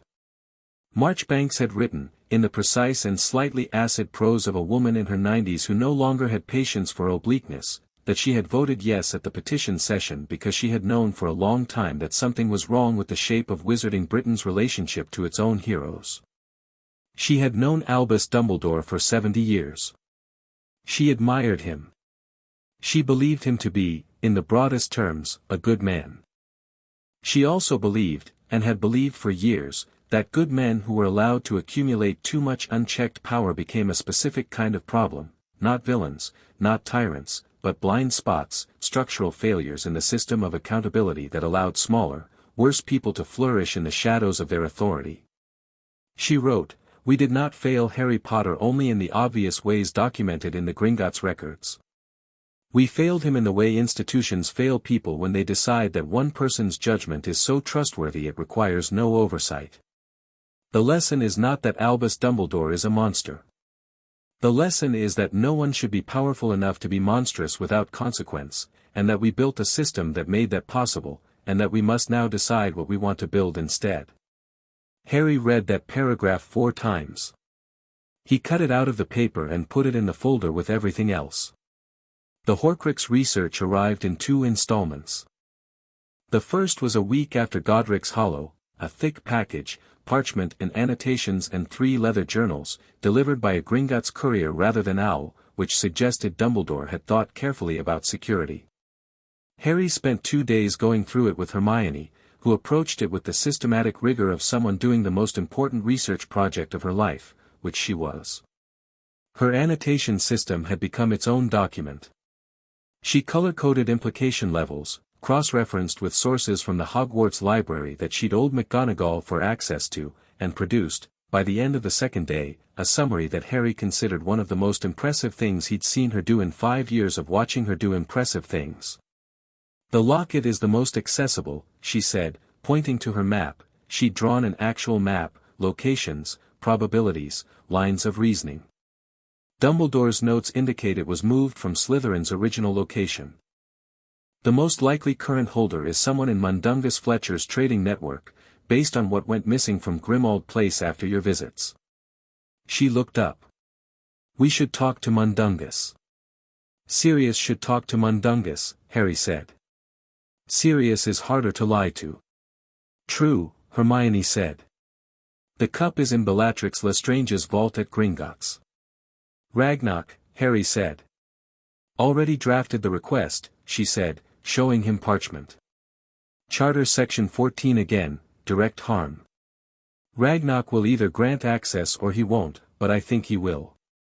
"He will," Harry said. "He wants this resolved as much as we do. The diadem is at Hogwarts." Harry looked at her. "The room of requirement," she said. "Dumbledore's notes are, honestly, he got incredibly close on this one. He just couldn't get into the room." She paused. "I think you can." "I think so too," Harry said. The second installment arrived a week after the first, less research, more a personal letter, 6 pages. Harry read it alone. He didn't share all of it. Some of it was between himself and Dumbledore, part of the ongoing conversation that had started in Godric's Hollow and was, he was beginning to understand, going to take years rather than weeks. Some things were like that. The relevant operational content he shared immediately. The rest he filed. The Evans collection had been opened by Hermione, who had obtained Harry's permission before touching anything, which he appreciated, and who had entered Vault 687 with the expression of someone who has just been handed the keys to a private library of revolutionary work and is barely maintaining professional composure. She'd spent an entire day in there and come out with a stack of carefully transcribed notes and an expression he'd never quite seen before, something between grief and wonder, the specific feeling of encountering genius you'll never meet in person. "Your mother," Hermione said that evening, setting down her notes, was doing something nobody in the last 50 years has done. She was taking ancient magic, the kind that predates theory, the kind that functions on intent and sacrifice and love in the way that old things function, before we turned magic into a system, and she was building a mathematical framework for it. She looked at Harry. She was trying to make the unmeasurable measurable. To prove that sacrificial protection was not a random occurrence but a reproducible phenomenon with specific conditions. Did she prove it? Harry said. She was very close, Hermione said. She was so close. A pause. I want to finish it. Harry looked at her. I know it's not, I know there are more immediate things, she said. But if she was right. If it's reproducible. If we can codify what she was doing, do it, Harry said.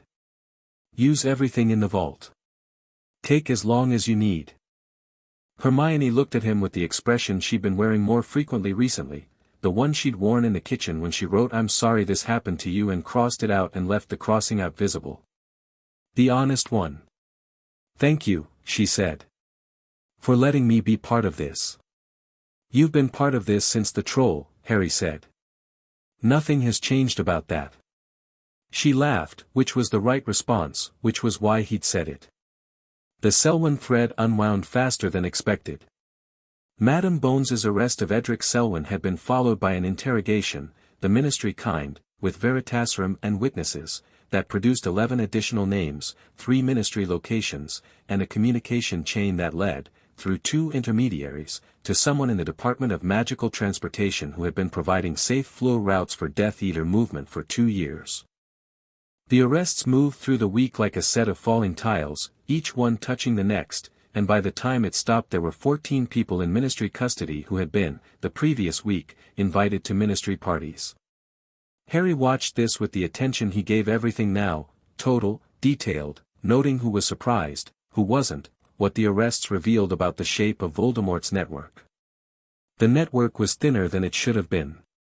Not because Voldemort was weak, he wasn't, the restored body and the resurgent mark were evidence enough of that, but because his plans had been built around a specific timeline that had been disrupted.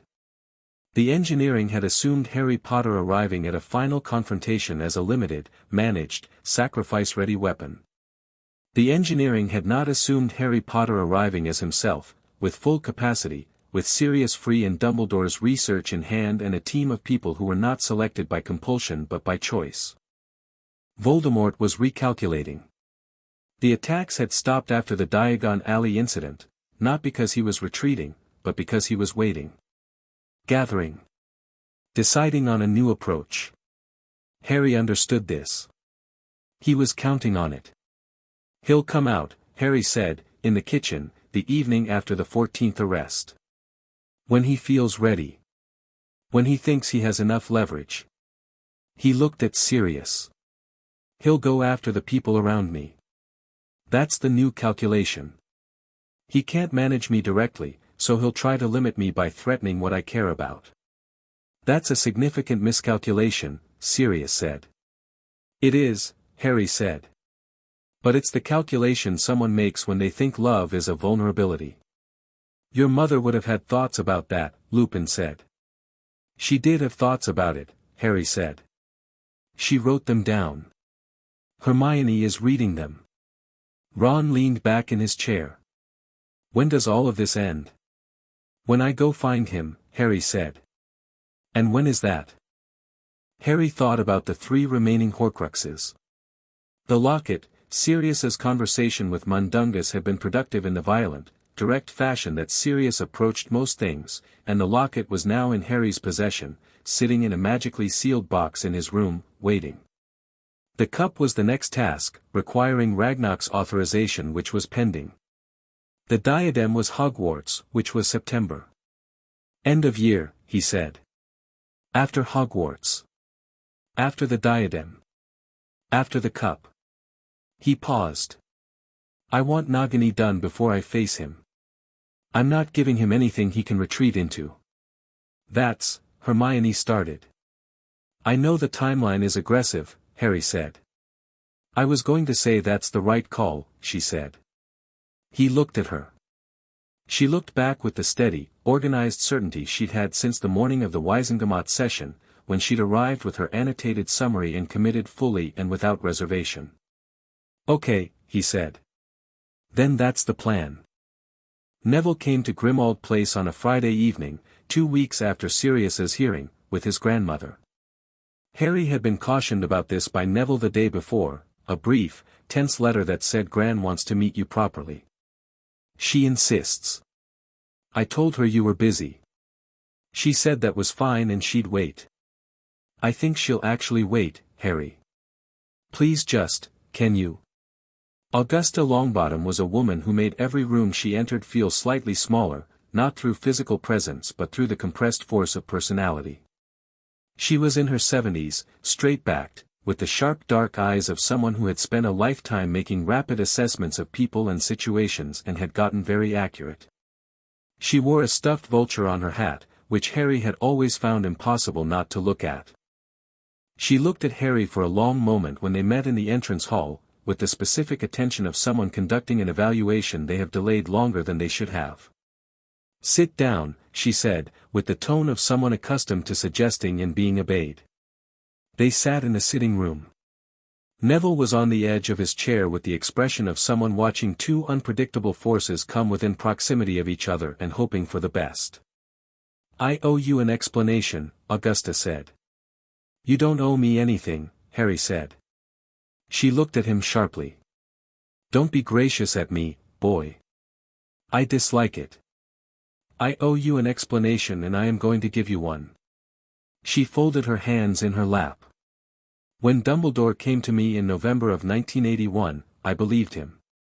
I believed that the blood ward was genuine, that the necessity was genuine, that the choice to seal the will was, regrettable but necessary. She paused. I was wrong. My belief was not evidence of his honesty. It was evidence of my own investment in trusting him, because if Albus Dumbledore was wrong, then many of the things I had organized my understanding of the war around were also wrong, and I did not want to do that work. Harry looked at her steadily. I also, she said, with a precision that cost her something visible, was told that Frank and Alice would be named secondary guardians. In the event of Sirius's incapacity. She paused. What happened to Frank and Alice was not Dumbledore's doing. But I have thought, since reading the will, about what it would have meant. For Neville. For you. She stopped. Neville was looking at the floor. You would have been family, she said, more quietly. You and Neville. You would have grown up, Frank would have been your guardian, Alice would have been, she stopped again. Her composure was intact but the effort of maintaining it was visible. I am sorry. For my part in allowing things to go as they did. Harry thought about Neville beside him in the Department of Mysteries last year, holding his broken nose with one hand and still fighting. Neville at 11, shaking on a broomstick but refusing to be afraid of it. Neville in every defense class, dogged and determined, working twice as hard as anyone for half the recognition. You raised him well, Harry said. However the rest of it happened, you raised him. Augusta looked at him. Something shifted in her face that was not quite grief and not quite pride but lived in the territory between them.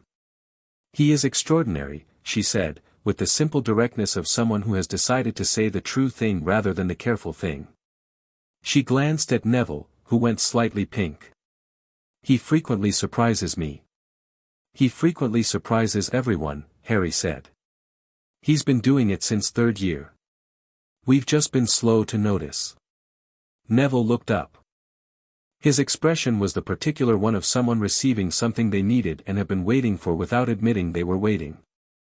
You're staying for dinner, Sirius said from the doorway, with the effortless authority of a man in his own house who has decided something. Both of you. Creature has made enough to feed a Quidditch team, which seems to be the only quantity he understands. Augusta Longbottom looked at Sirius Black, the man she had watched be taken to Azkaban, the man who had spent 12 years in prison, who was now free and standing in his family's house with his arms crossed and an expression that was both welcoming and entirely not to be argued with. Very well, she said. The Hogwarts letters arrived on August 1st, which was earlier than usual. McGonagall had taken over as acting headmistress pending the Board of Governors' formal appointment process, and the letters reflected this, same format, same list, but carrying a slightly different energy, the energy of someone who had been waiting to run things properly and was now doing it. Harry's letter contained, along with the standard materials list, a brief personal note in McGonagall's handwriting: Harry. The defense against the dark arts position is again vacant. I have a candidate in mind but am open to suggestions if you have someone with appropriate qualifications and temperament. The position has had insufficient continuity. I intend to address this. Professor McGonagall. He read it twice. Then he wrote back, Professor. Remus Lupin is qualified, patient, and the best teacher I've ever had. He also has a condition that requires management but does not impair him. If the board has concerns about this, I am happy to address them publicly or privately, at your discretion. Harry. He sent it and went back to his tea. McGonagall's response came in 3 hours. It said, agreed. The position is offered. Please tell him to respond promptly, as I have no patience for prolonged decision-making. He went to find Lupin. Lupin was in the library, reading, with the particular quality of a person who had been existing in other people's spaces for so long that he'd gotten very good at taking up the minimum necessary room. He looked up when Harry came in. The defense position, Harry said. McGonagall is offering it. Lupin's expression went through several things quickly. Harry, my condition, has been addressed, Harry said. I told her. She doesn't care. The board will hear about it and I will deal with the board. He met Lupin's eyes. You're the best teacher I've had. You're the reason I can produce a Patronus. You're the reason half the things I know about actual defensive magic work the way they should. He paused. Take the job, Remus. Lupin looked at him for a long moment. You're not going to let me argue, he said. I'm going to let you argue, Harry said. I'm just not going to lose. Lupin laughed, the real laugh, the one that changed his whole face and made him look like the young man he'd been before the war took everything. All right, he said. Yes. Tell her yes. Harry nodded and turned to leave. Harry. He stopped. Thank you, Lupin said. For all of it. Not just this. He paused, and the next words were chosen carefully.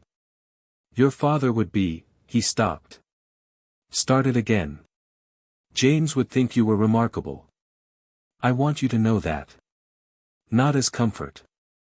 As fact.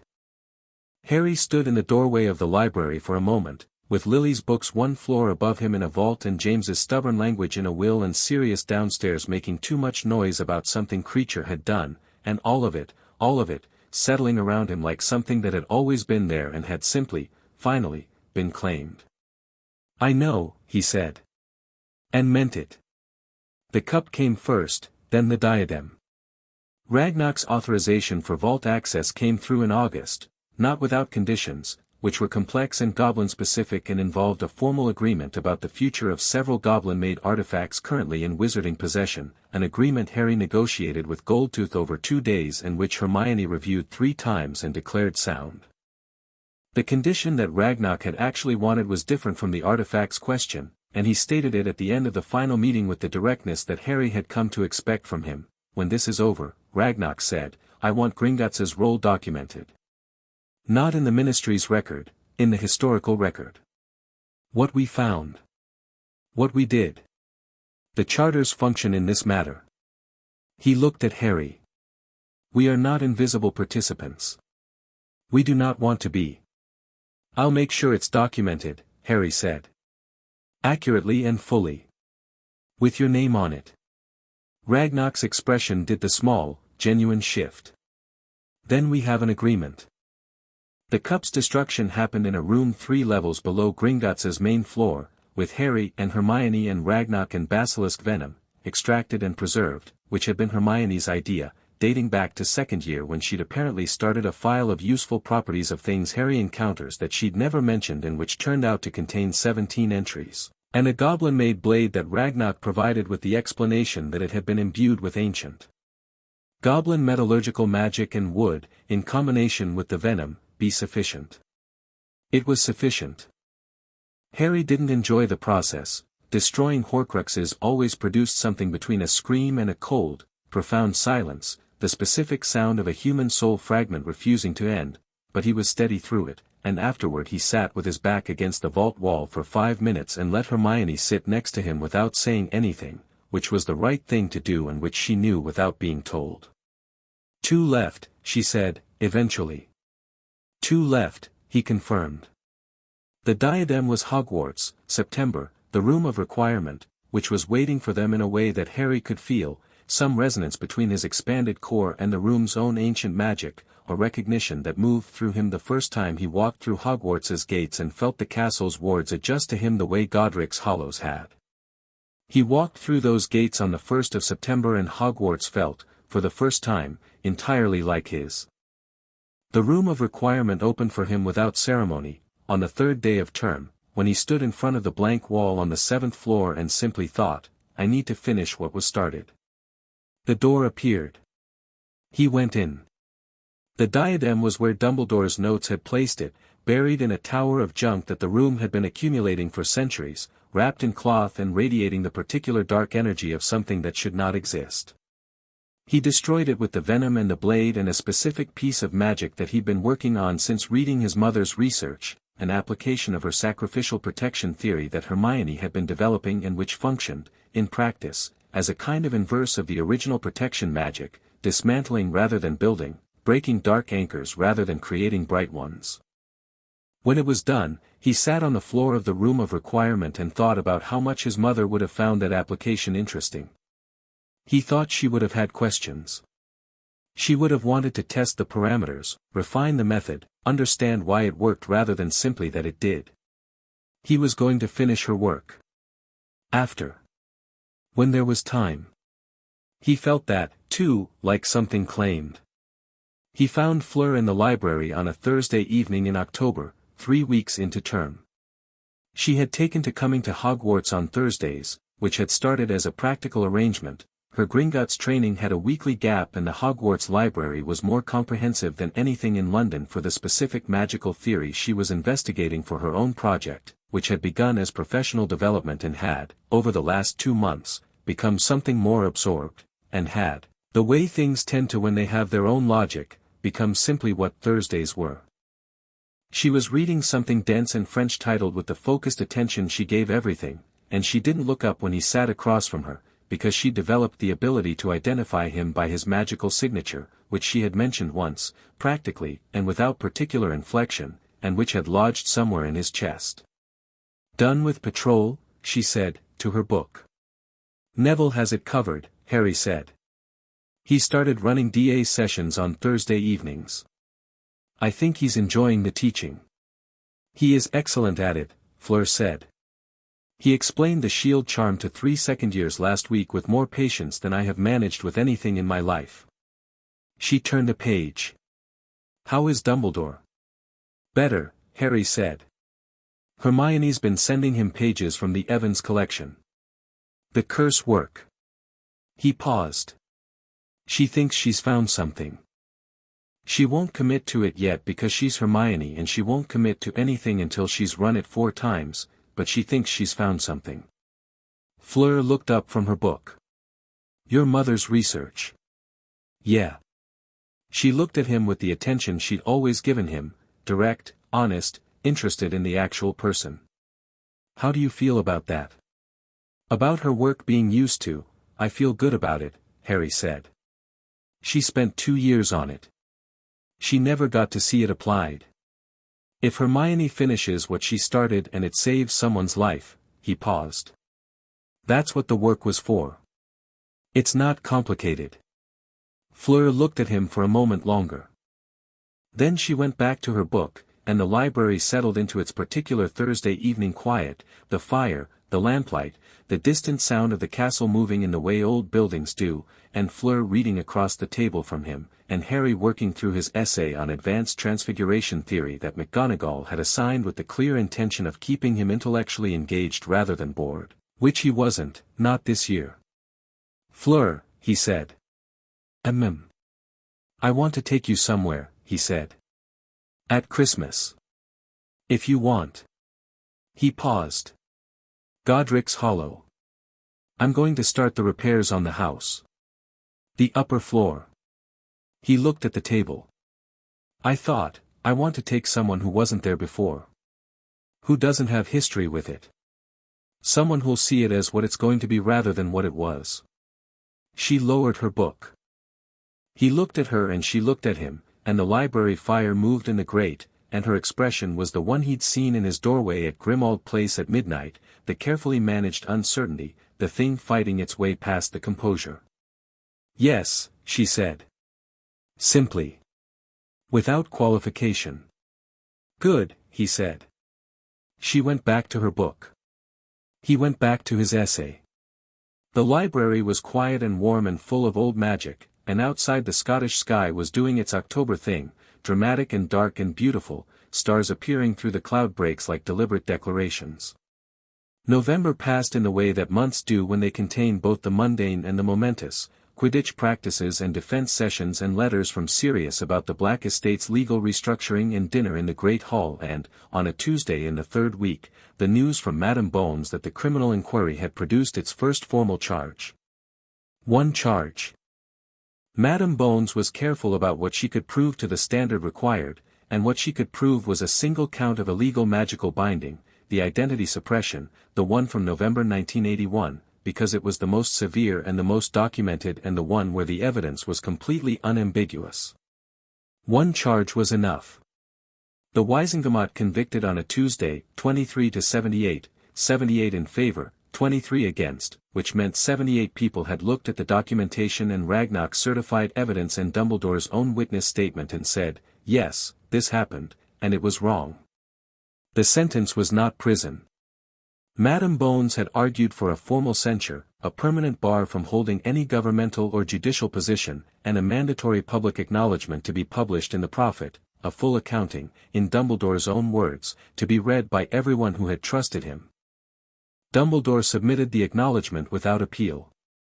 It ran on the front page of the Prophet on a Wednesday morning in November, and Harry read it at breakfast in the Great Hall, alone at the Gryffindor table because everyone else was still asleep. He read it fully, all 12 paragraphs, in the particular quality of early morning light that made everything feel cleaner than it was. The last paragraph said, I have spent my life believing that my judgment, in service of the greater good, was a form of protection. I have learned, late and at considerable cost to others, that protection must be chosen by the person it claims to protect. Harry Potter did not choose what I made of him.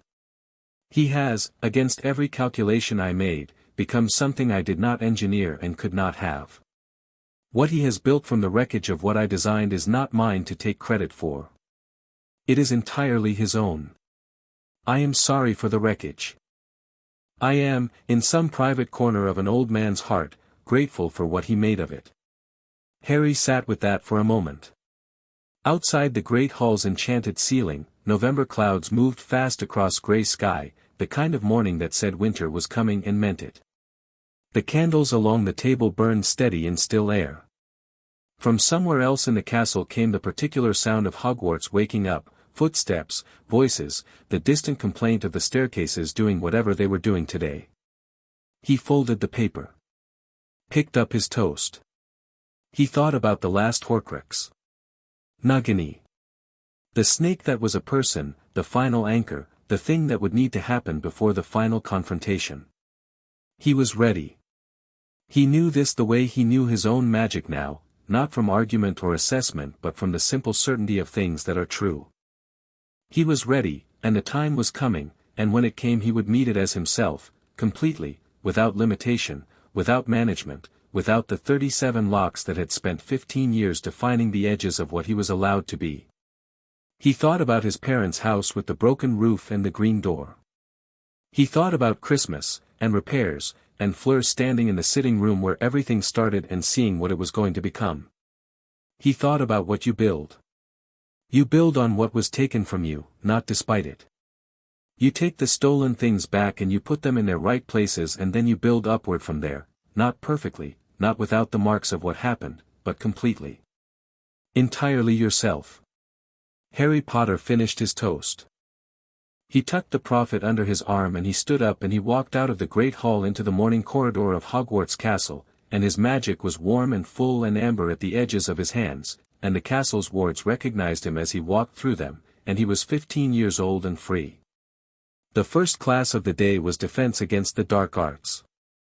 He was early. He sat in the front row, something he'd never done before, another first in a year full of them, and when Lupin came in and saw him there, something crossed Lupin's face that was the whole of their history compressed into a single expression: grief and pride and relief and the particular joy of people who have survived things together and found themselves, against expectation, whole on the other side. "Mr. Potter," Lupin said. "Professor," Harry said.